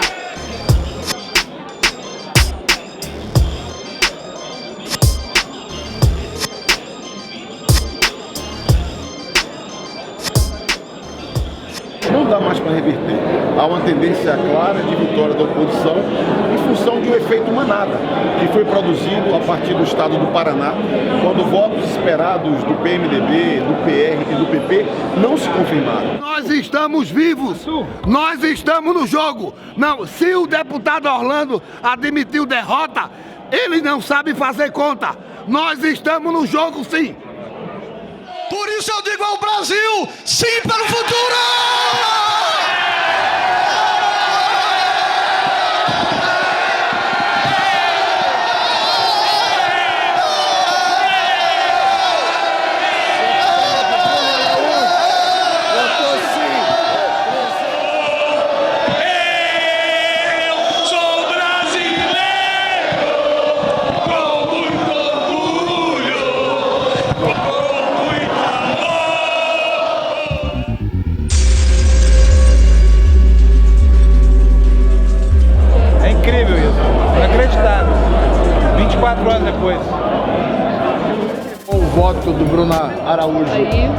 completar 342, abrindo o processo e remetendo para o Senado. É o fim da era Lula-PT. Acaba um ciclo do PT no poder.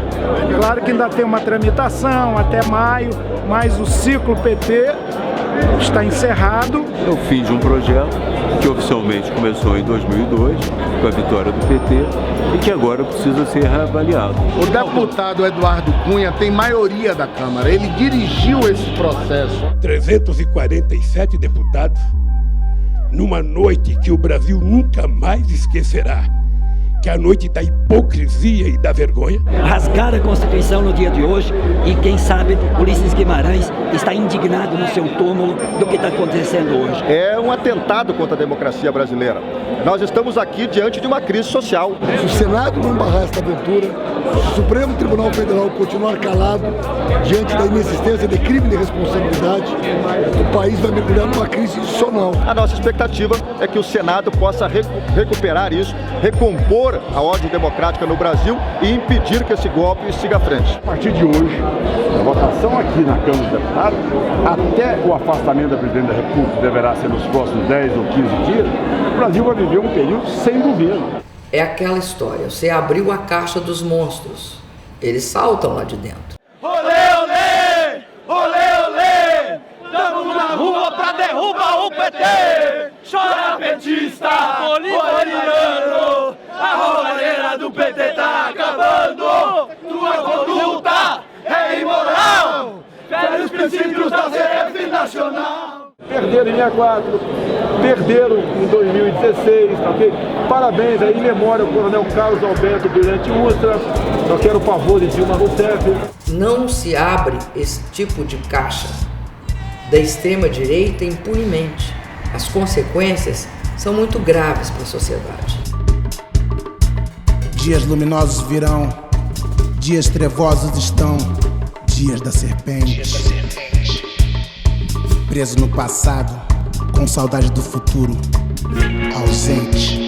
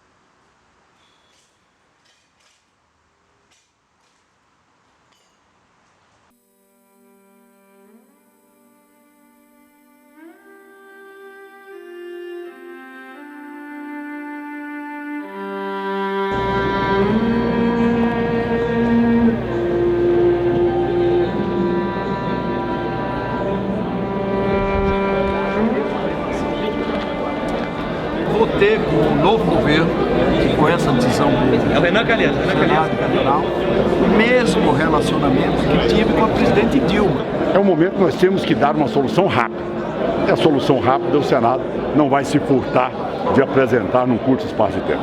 Um novo tempo que virá com a força do povo, uma república de novo. Uma situação absurda que macula a democracia do Brasil, que agora não pode ser vista mais como referência no continente.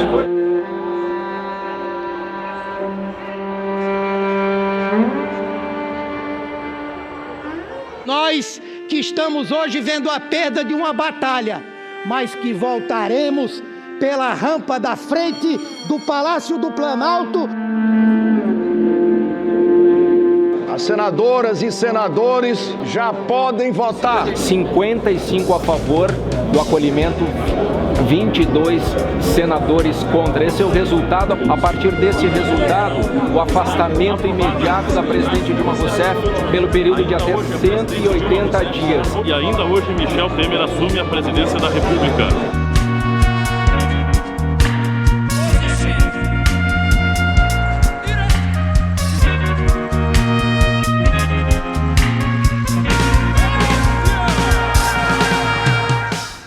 Quando uma presidente eleita é cassada sob a acusação de um crime que não cometeu, o nome que se dá a isto no mundo democrático não é impeachment, é golpe.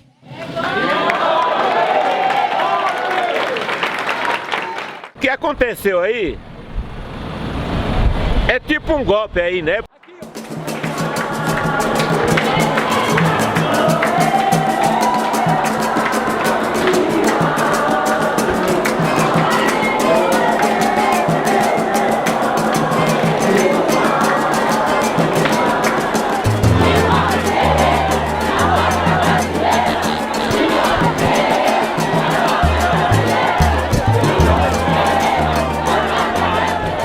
Não esperem de mim o obsequioso silêncio dos covardes. No passado, com as armas e hoje com a retórica jurídica, pretendem novamente atentar contra a democracia e o Estado de Direito. Hoje, o Brasil, o mundo e a história nos observam. Ficando assim acusada, condenada à perda do cargo de presidente da República Federativa do Brasil.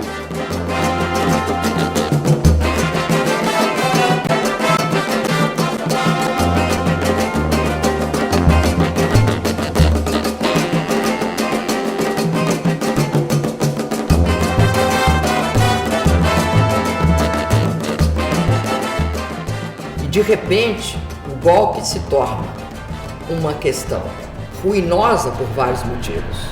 Primeiro, nenhum deles desconhecia quem era a gangue, ou melhor dizendo, quem era o grupo que ia assumir a presidência da República.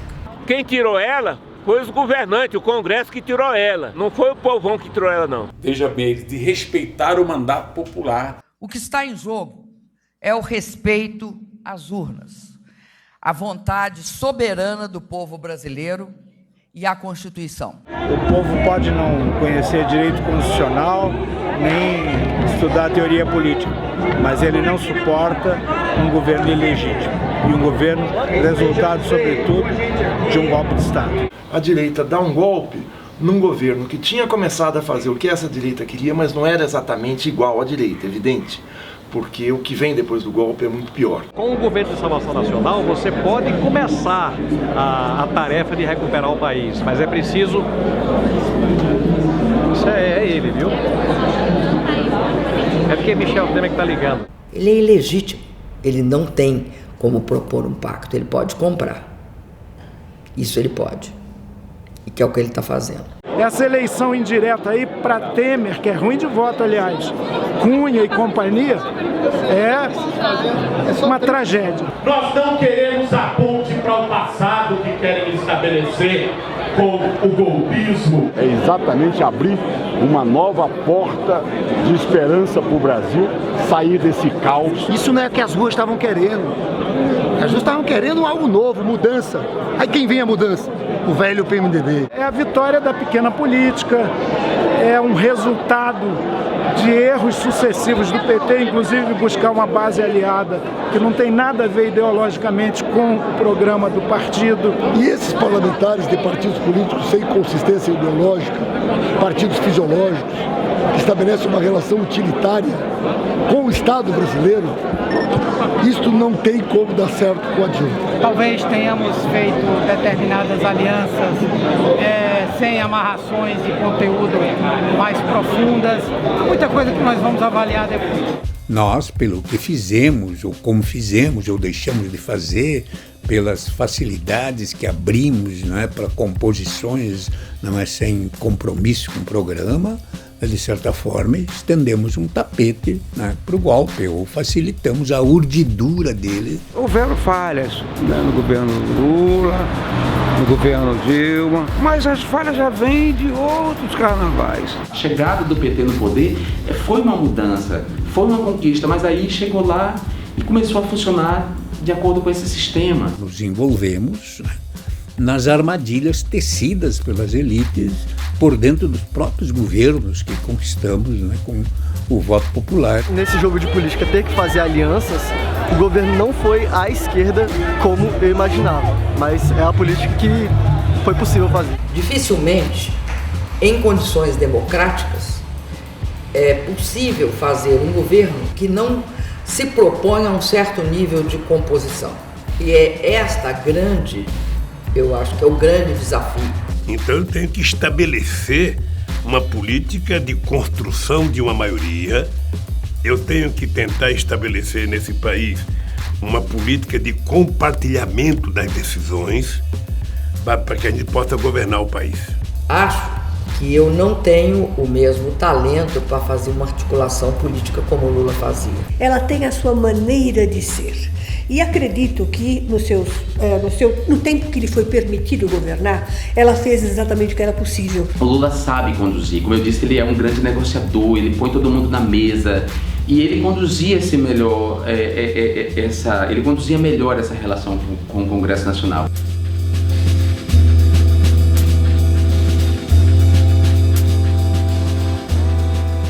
O Lula chegou ao poder, mas o campo popular não conseguiu anular a hegemonia ideológica das forças conservadoras sobre a população brasileira. Não se mexeu nas estruturas, né, que sustentam, né, o Estado como uma cidadela, né, das elites, né, históricas, secularmente se achando proprietárias dessa máquina para atender os seus interesses e privilégios. Para conseguir governar num país onde, vamos falar francamente, a elite dirigente jamais aceitou abrir mão de uma migalha do seu poder e sempre conspirou contra quem ela não podia controlar ali na garganta, ali diretamente, ele fez um acordo. O Lula foi conciliador na medida em que ele fez o seguinte: 90% vai para a elite e 10% para os mais pobres. Ainda assim, né, foi uma inflexão histórica, não é isso? Porque esses pobres nunca tinham tido sequer 10%. E 10% é muito. O governo Lula, ou o chamado lulismo, foi uma forma de governar baseada num pacto de classes. E Lula foi um cara que agiu, quis ideias, agrupou uma sociedade. Ele reuniu essas condições e um homem do diálogo. Ele conseguiu juntar um Brasil que não se juntava. É um país que aqui está a classe dominante e aqui está o povo. O Lula é como um limpador de vidro que chegou lá e passou uma esponja nesse vidro e agora eles estão se vendo. E talvez tenha sido um momento utópico da história do Brasil, em que as classes, de certa forma, conviveram. E as pessoas passaram a aprender a conviver democraticamente na diversidade. Eu achei uma coisa extraordinária. Eu acho que foi o melhor momento de paz desse país.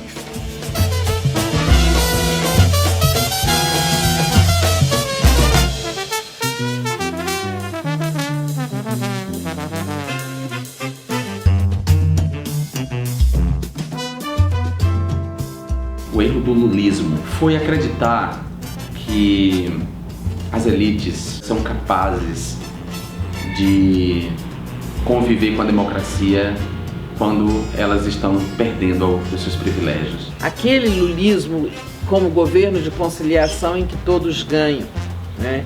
Aquele pacto se rompeu. Por quê? Porque a elite escravocrata, né, é uma elite que não tem nenhum compromisso afetivo e sentimental com o povo. Obviamente, ela só quer o dela. E essa elite não aceita um projeto de governo que esteja voltado para a maioria da população desse país. Essa direita, essa elite desse país, ela não vai perdoar essas mudanças, nunca, jamais. Antigamente, eles tinham medo da luta de classe, porque achando que eram os trabalhadores que queriam a luta de classe. Hoje, a luta de classe nesse país é estabelecida de cima para baixo. Ou seja, eles se incomodaram porque o povo trabalhador e o povo humilde desse país subiram um degrau na escala social desse país. A elite brasileira olha para o povo e acha que o povo, por exemplo, não tem direito de ir a um aeroporto e tomar um avião. O porteiro, a empregada doméstica e uma opção de gente começou a viajar aos aeroportos. Eles diziam, está insuportável, estão transformando os aeroportos desse país numa grande rodoviária. Tinha muita gente que ficava horrorizada. Nossa, eu agora vou ao aeroporto e vejo aquele aeroporto sujo, cheio de gente mal arrumada. Tem gente que não aguenta isso, não aguenta isso. Eu nunca imaginei que alguém fosse ter ódio porque um pobre está andando de avião. Eu nunca imaginei que alguém fosse ter ódio porque uma menina pobre da periferia está fazendo universidade.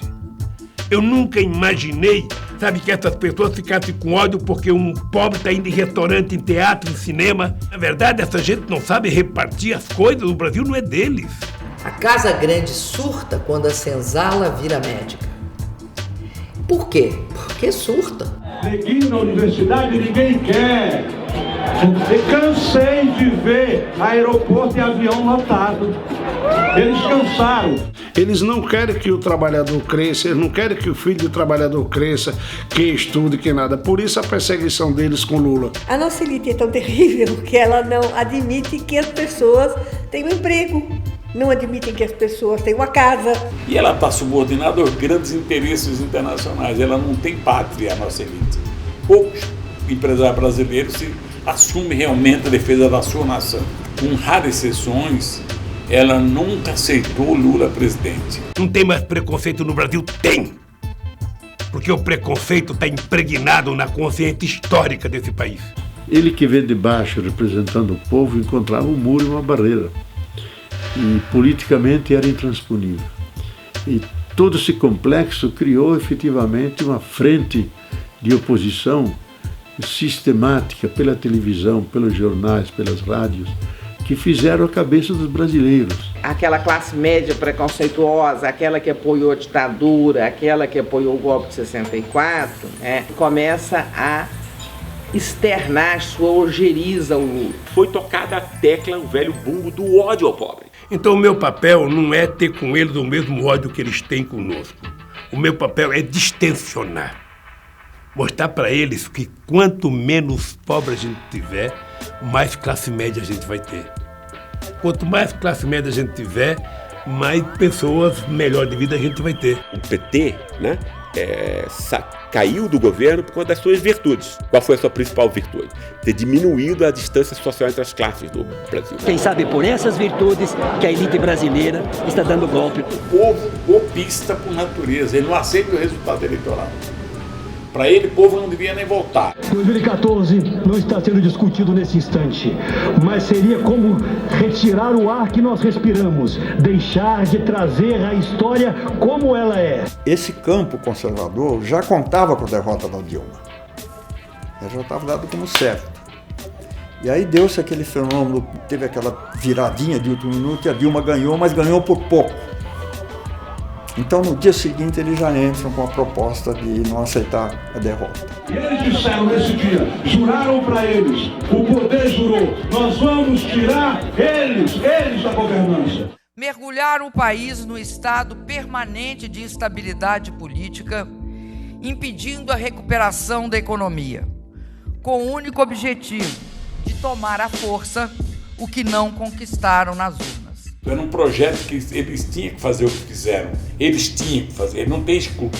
Eles caçaram o mandato de uma pessoa que foi eleita pelo povo. O que esses caras querem é, não vamos permitir para os próximos 500 anos nenhuma aventura. O nosso papel é de estar aqui à disposição de momentos como esse. Momentos traumáticos, mas que tem que acontecer para que a gente possa tentar avançar o país. Nossa democracia precisa avançar em muito, né? Mas com esse golpe houve um retrocesso. Nós avançamos e chegamos num ponto em que há um golpe de Estado e em que a gente ameaça regredir para antes de Getúlio Vargas. O Brasil deu passo atrás, o que não podia acontecer. E esse passo atrás poderão ter avanços não mais democráticos. O resto da história vocês conhecem. Eles conseguiram dar um golpe tranquilo e pacífico.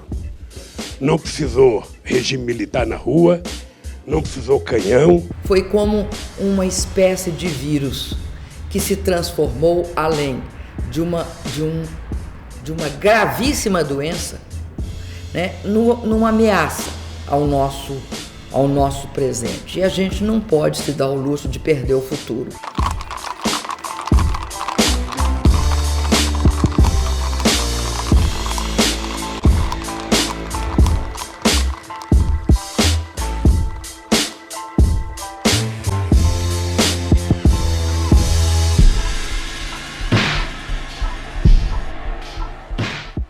O golpe é muito profundo, embora não tenha tanque na rua, embora você não tenha atos militares imediatos de exceção, é um golpe para mudar a economia brasileira, mudar a posição do Brasil no mundo. Se tem alguma coisa que é tão matemática quanto o fato do sol nascer todos os dias, é que os Estados Unidos estão por trás de todos os golpes de Estado da América Latina. É uma intervenção no mercado global. É a supressão do interesse nacional e do projeto brasileiro. Tem que ser um quintal, né, do saque da rapina, não é isso? Produtor de matérias-primas sem valor agregado. Não pode ser industrializado, não pode crescer o pescoço, como estava querendo crescer com o BRICS, usando a Petrobras e o petróleo como uma matriz econômica nova. Então você tem que quebrar a Petrobras. É coisa planejada pelo Departamento de Estado, não sei, pela CIA, não sei o que lá, mas por especialistas em dominação e em colonização. Esse golpe está previsto desde quando Lula começou a governar e veio o mensalão. O mensalão de 2005 já dão uma amostra de como os setores conservadores da sociedade estavam absolutamente descontentes com o andar da carruagem. Eles chegaram a fazer o complô para tentar afastar o Lula, mas depois mudaram e falaram, vamos deixar ele sangrar. Aí os caras pegaram o mensalão, pronto, acabamos com o Lula aí. Só que o Lula nunca participou disso. Eles tentaram fazer o que fizeram com a Dilma agora, em 2005. Isso não é uma novidade no Brasil, né? Talvez quanto ao Lula esteja sendo feito de uma maneira como nunca foi feito antes. Mas o Getúlio Vargas foi objeto dessa... Também foram acusações de corrupção, depois não ficou nada. É um processo que já vem acontecendo há 100 anos. Ele é a repetição de Vargas, a repetição de Jango, e com ele foram aplicadas as mesmas armas, não é isso? Só que mais radical ainda. Eu não tenho a vocação do Getúlio de me dar um tiro, não tenho a vocação do Jânio de sair do Brasil, o Jango. Portanto, se eles quiserem me tirar, vão ter que disputar comigo na rua.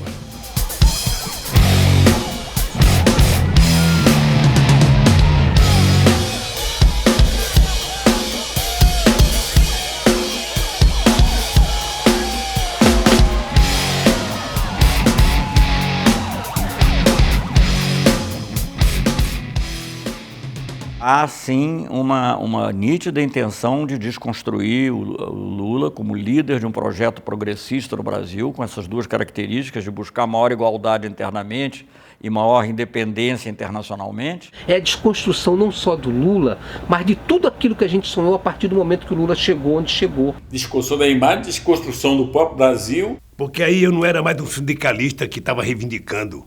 Eu era um brasileiro com consciência política que queria mudar a correlação na sociedade brasileira, que queria ocupar o lugar deles, que queria governar. Porque eles se deram conta que aquilo de Lula não era só Lula, paz e amor, algo bondoso, passageiro, não. Ia se consolidar um outro tipo de país. E aí começou um processo de ataque sistemático.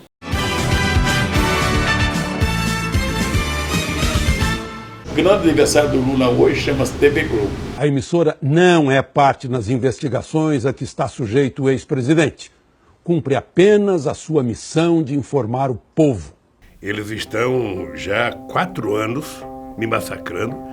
Já deve ter mais de 40 horas de jornal nacional me avacalhando todo dia, sabe? Mais de milhares de páginas de jornais todo dia, mais de 70 revistas com capa todo dia, mais não sei quantos milhares de programas de rádio todo dia. Os pedalinhos, o barquinho, então, são indícios de que a propriedade é do Lula. Depois que você nominou o criminoso, colocou a cara dele na imprensa, você então vai criar os crimes que ele cometeu. A hostilidade da imprensa ao Lula é uma coisa que vem desde o começo, desde as primeiras campanhas. Se você consegue fazer uma manchete maliciosa, em relação ao Lula, que coloca ele em uma situação ruim, ela ganha a primeira página. Então você é retribuído. A mídia generalizou um sentimento que o PT, que queria ser o grande partido da ética, que virou um partido como os outros, que tem ladrões, que tem desvios de dinheiros, etc. Mas quando você diz que era a instituição inteira, né, e ela representava esses anseios todos, né, você joga tudo dentro de um balaio só. Entende? Não compreender isso é não compreender o que aconteceu. Nós vivemos um momento no Brasil em que a lógica não é mais o processo. A lógica não é mais os autos do processo.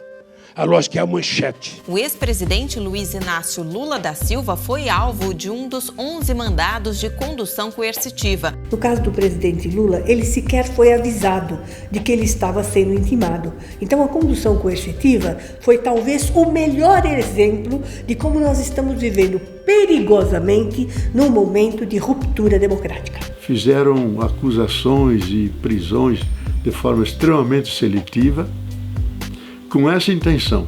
Pertence à estratégia do golpe esse lado jurídico. Numa avaliação geral da Lava Jato, os promotores afirmam que Lula é o comandante máximo do esquema de corrupção. E acusam governos petistas de criar uma propinocracia. Me dedicaram um apartamento que eu não tenho. Me dedicaram uma chácara que não é minha. Me dedicaram até de ser o comandante maior de todo o processo de corrupção da Petrobras. Eu não tenho prova, mas eu tenho convicção. O que o Ministério Público faz aqui é imputar a ele a responsabilidade por crimes de corrupção e de lavagem de dinheiro em um contexto específico, afirmando qual é a medida da sua responsabilidade com base em evidências. Não teremos aqui provas cabais de que Lula é efetivo proprietário no papel do apartamento. E não encontram dados materiais de fato que ele tinha cometido crime. Uma justiça que é uma justiça do inimigo. Com ele você pode aceitar que os indícios e que as convicções são provas. Então você tenta destruir a pessoa não do ponto de vista físico, mas do ponto de vista cívico. Você tenta destruir moralmente. Tentar encontrar algo para condenar o Lula sem prova ou não é, tentar desmoralizá-lo. Eu só queria que respeitasse a Constituição e que votasse no meu processo em função das provas que tem nos autos. As provas que existem apontam que o triplex é da OAS e dado em garantia para a OAS fazer todo um processo judiciário com a Caixa. Esse triplex, em resumo, não é, nunca foi e nunca será dos Luiz Inácio Lula da Silva. Por que eu estou tranquilo? Primeiro, por eu ter a tranquilidade dos inocentes. Segundo, porque já provei minha inocência. Terceiro, porque quero que eles provem a minha culpa. E o Lula, o que tem provado contra ele? Ele tem triplex, ele tem amigos que tem sítio, ele não tem, mas se ele tivesse, qual era o problema? Teve gente aí que tem conta até no exterior. Quem viu falar de conta de Lula no exterior? Alguém viu falar? Ninguém viu. Então é por isso que o povo está incomodado, porque ele é pobre.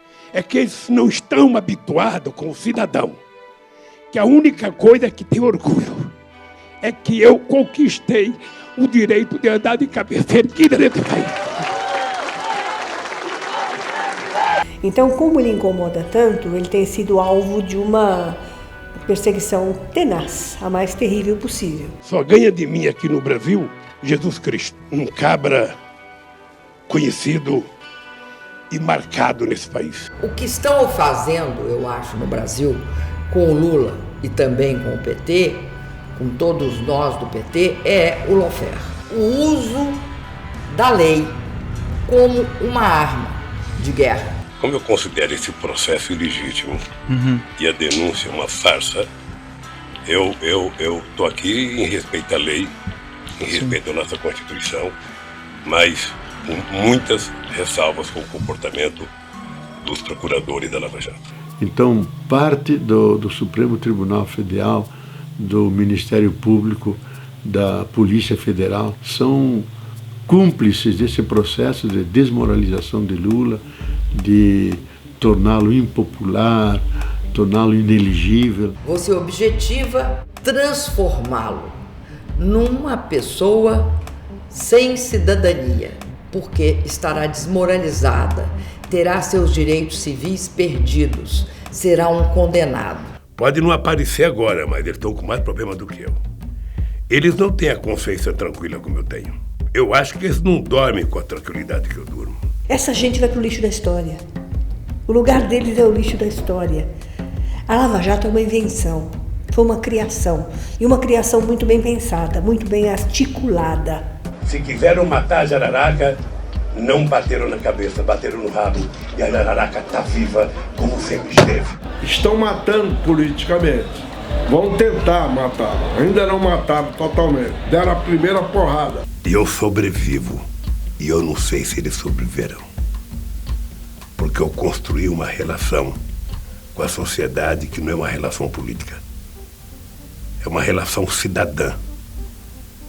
É uma coisa de iguais. Lula, guerreiro do povo brasileiro! Lula, guerreiro do povo brasileiro! Lula, guerreiro do povo brasileiro! Lula, guerreiro do povo brasileiro! Lula, guerreiro do povo brasileiro!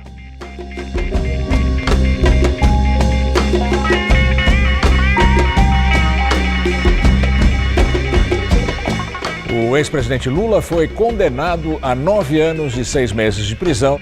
A Justiça negou hoje mais um recurso do ex-presidente Lula. Infelizmente, está sendo condenado um ex-presidente da República. Lula foi condenado a 12 anos de prisão por corrupção passiva e lavagem de dinheiro. Nós estamos diante de uma condenação fora, acima das provas, com desprezo às provas trazidas aos autos e fora da lei. Aí eu entro com recurso numa instância superior, pensando que vai ter justiça, eles mentem mais ainda. É uma condenação que eu acho que, além de ser extremamente injusta em relação ao presidente Lula, porque as razões que ele apresentou para a defesa foram liminarmente descartadas. O cara vai e sai com a condenação do maior líder popular da América Latina. Isso é uma provocação. Eu tenho uma situação invejável, né? A imprensa mentiu, o Ministério Público mentiu, a Polícia Federal mentiu, sabe? E o Moro aceitou a mentira como verdade e mente na sentença. Sabe, como é que sobrevive assim? Esse Moro, ele é um lacaio da direita internacional, ele já foi preparado para isso. Porque eu sei que eu não cometi crime. Eles sabem que eu não cometi crime. Mas eles tomaram uma decisão. Lula não cometeu nenhum crime, mas eles querem prendê-lo para tirá-lo da campanha eleitoral. Só tem uma unanimidade no Brasil hoje. A elite brasileira não quer que eu volte a ser candidato a presidente da República. Pode se juntar todos com o dinheiro que eles têm, a imprensa que eles têm na mão, poder de imprensa na mão, poder de dinheiro, eles se juntaram tudinho, mas deixar Lula solto e elegível, Lula ganha deles. Para mim, os outros estão tendo medo porque sabe que se ele voltar, ele se elege de novo, né? Antigamente mandava matar um político que eles não gostavam do presidente, né? O mundo está cheio de experiência. Depois eles aprenderam a dar golpe militar. Também o mundo está cheio de experiência. E eles agora aprenderam uma coisa nova. Nem golpe, nem morte. Poder judiciário. Agora vem um assassinato político. Eles não têm coragem de dar um tiro no Lula. A intenção deles é destruí-lo. Se o Lula morresse amanhã, por exemplo, esses caras iam festejar. Você ia encontrar muitos, ia saber de muitas peças que foi feita nas noitadas aí afora, festejando a morte do Lula. Querem Lula não apenas preso, querem vê-lo humilhado, porque Lula é um símbolo, é o inimigo a ser esmagado naquilo que negam, a luta de classes. Essas coisas acontecem com ele e eu sabia que ia acontecer. Ele ia pagar um preço caro por o que ele fez pela pobreza do Brasil. Quer espredejar ele, quer cortar, quer esquartejar e eles não vão conseguir. Como as ideias de Tiradentes, não adianta matar, esquartejar e pendurar a cara e não posta. As ideias estavam pairando no ar e sobreviveram. Contra o Lula, eu quero lhe dizer que tem a imprensa, uma parte desse Supremo e os milionários do Brasil. Ele vai responder em liberdade ou ele vai responder exatamente na cadeia? O presidente Lula incomoda muito, né? Incomoda muito por ser quem ele é e por representar aquilo que ele representa, às vezes até sem ele mesmo ter consciência que representa tanto. Então aonde é que eu vou encontrar um espaço para que as pessoas pelo menos ouçam a minha história? Eu já provei minha inocência, eu queria que eles provassem a minha culpa. O que eles precisam, sim, é derrubar o Lula, se possível prender, que seria lamentável. Agora, eu não sei o que eles estão semeando a longo prazo. Eles não teriam nem ousadia de pensar em prender o presidente Lula, não teriam ousadia de tentar fazer o que eles estão fazendo hoje, mas nós estamos aqui e nós não vamos sair. E eles não vão ter um minuto de paz se eles continuarem a querer levar o Brasil para o patamar que até pouco tempo eles conseguiram levar na ditadura.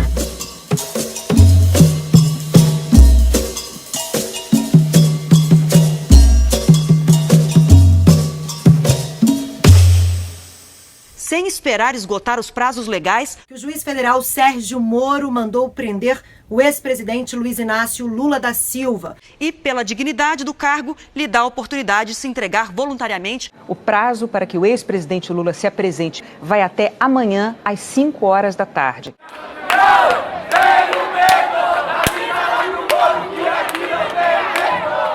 Eu sou um cara, mas quantos milhões de brasileiros e brasileiras já pensam como eu?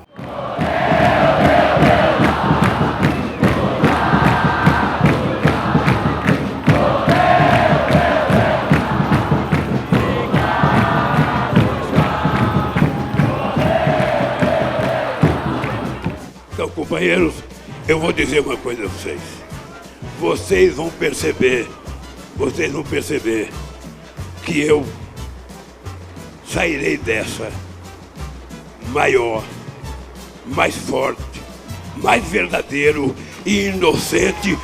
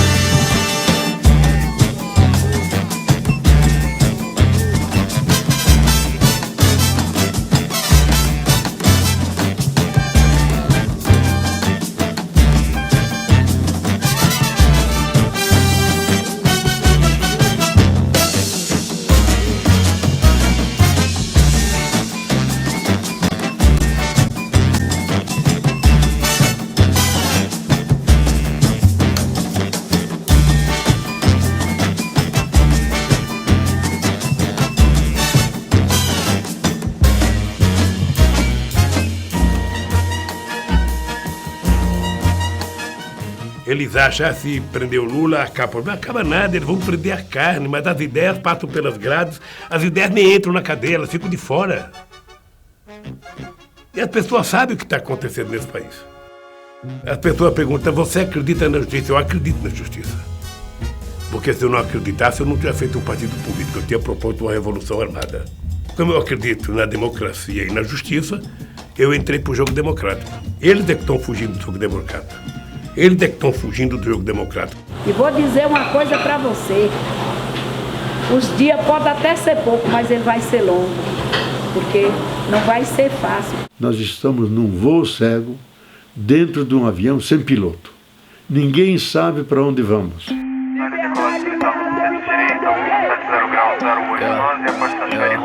Mas da loucura. Mano, você viu que o Lula tá solto? Você viu que o Lula tá preso? Não, o Lula tá solto, mano. O Lula foi preso. Não, o Lula tá solto, tá ligado? Ele foi solto agora. Não, já mandaram prender de novo, tá ligado? Mas aí vão prender de novo e aí vai soltar. Ou não.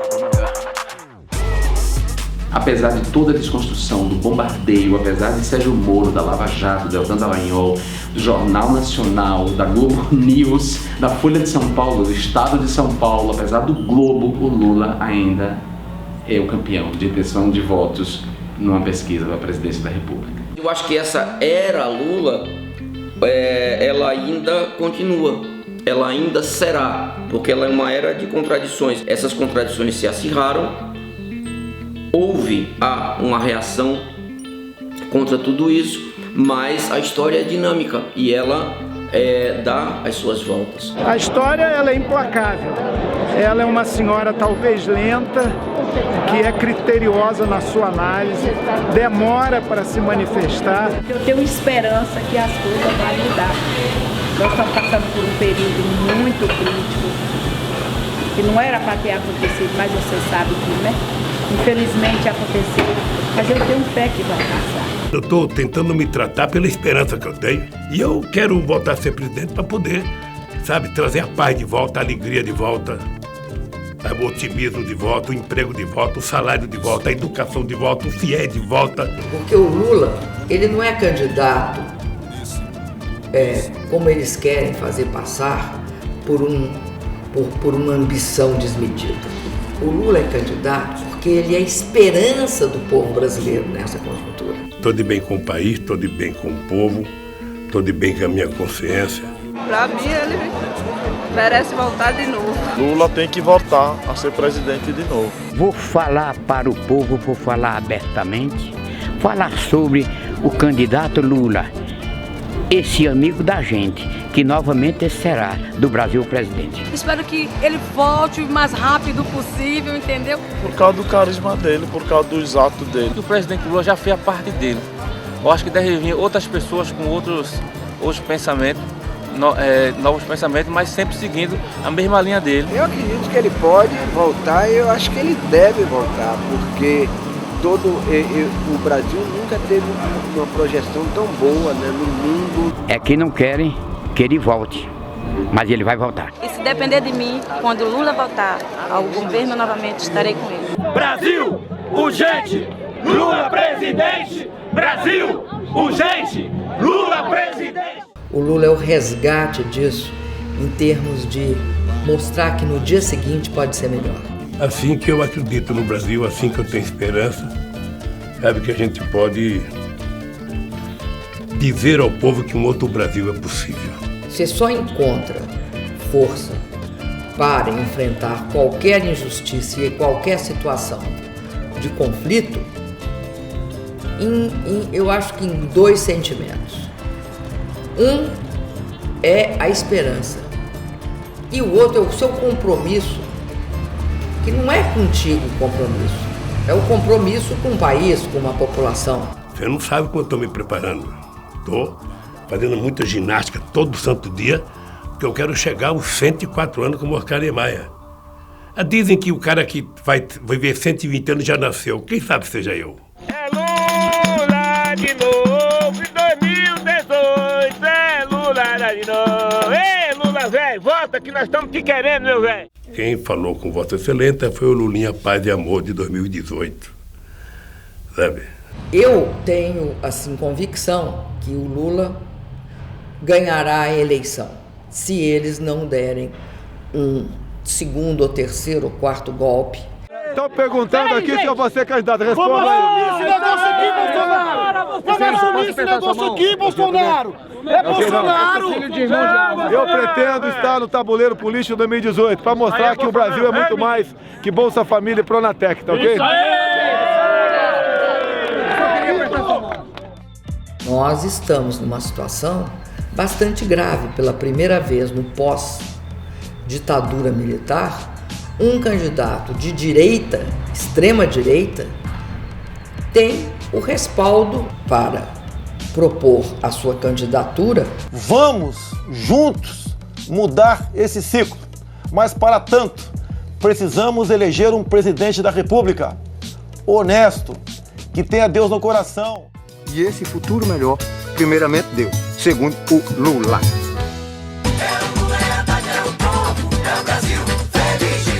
O relator do processo do registro de candidatura de Lula, ministro Luiz Roberto Barroso, entendeu que a condenação sofrida pelo ex-presidente no Tribunal Regional Federal da 4ª Região o deixou inelegível. E diante disso, estamos, como ele apresentou e determinou, apresentando aqui hoje Fernando Haddad como representante de Lula. Eu não vou votar no Haddad pelo seguinte, pelo fato do que aconteceu com a Dilma. Se o Lula se candidatasse de novo, com certeza meu voto seria dele. Entendeu? Eu estou votando no Bolsonaro porque o Lula não tá se candidatando. Porque se o Lula tivesse, eu com certeza votaria no Lula. Jair Bolsonaro foi criado pela Rede Globo, pelo casamento entre Rede Globo e Lava Jato. Os tentáculos da esquerda jamais seriam arrancados sem a mão de Deus. Começamos orando e mais que justo que agora oremos para agradecer a Deus. O Brasil acima de tudo e Deus acima de todos. Todos nós ganhamos e perdemos na história. Todos nós seremos julgados pela história. Eles também serão julgados. E vamos ver o que vai acontecer daqui a um tempo. Lula tem condições de sair por cima ainda, tentando que o tempo se encarregue de desmoralizar eles, o que já está acontecendo. Agora, precisa de tempo. Quando o tempo passa, nunca ninguém precisa se preocupar em se vingar. Fica sentado, senta no toco e espera. A história muda. E as pessoas vão obter o lugar que elas merecem. O povo vai fazer justiça ao Lula, calma. Ainda o Lula não morreu ainda. Eles não conseguiram matar o Lula. Não conseguiram acabar com o Lula. Eu não tenho nem raiva do Moro, nem do Cid. Eu trato eles duro, que é para eles saberem que eu não aceito que eles me tratem como eles estão me tratando. Mas eu não tenho raiva. Sabe, cada um cumpre a sua função na sociedade e vamos ver quem está certo. Nós temos de ver os próximos capítulos e, sobretudo, ativamente participar, cada um de nós, e resistir. Que é a outra palavra além da esperança, resistir. A história mal começou. Alguns pensam que ela terminou.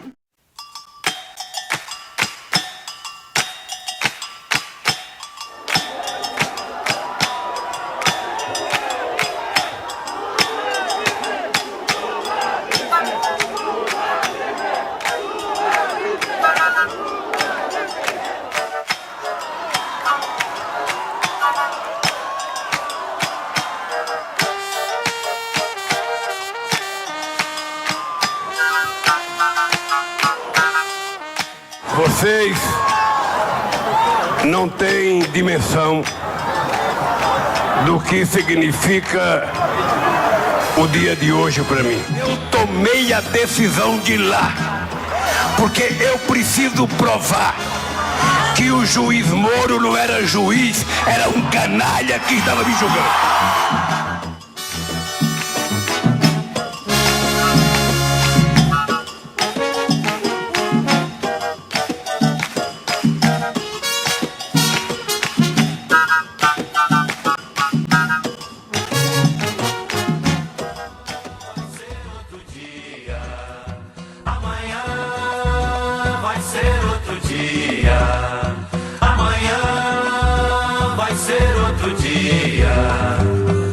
Hoje você é quem manda, falou, tá falado, não tem discussão, não.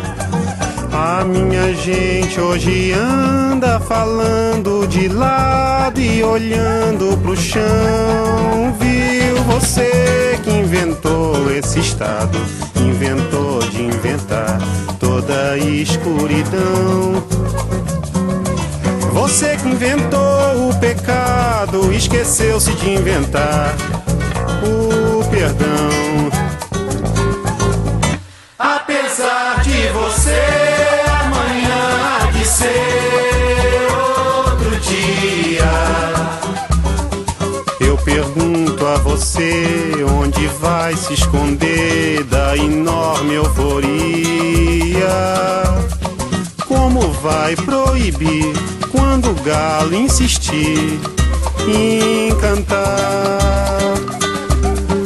Água nova brotando e a gente se amando sem parar. Quando Quando chegar o momento, esse meu sofrimento vou cobrar com juros, juro. Todo esse amor reprimido, esse grito contido, este samba no escuro. Você que inventou a tristeza, ora tem a fineza de desinventar. Você vai pagar e é dobrado cada lágrima rolada nesse meu penar. Apesar de você amanhã há de ser outro dia, ainda pago pra ver o jardim florescer qual você não queria. Você vai se amargar vendo o dia raiar sem lhe pedir licença.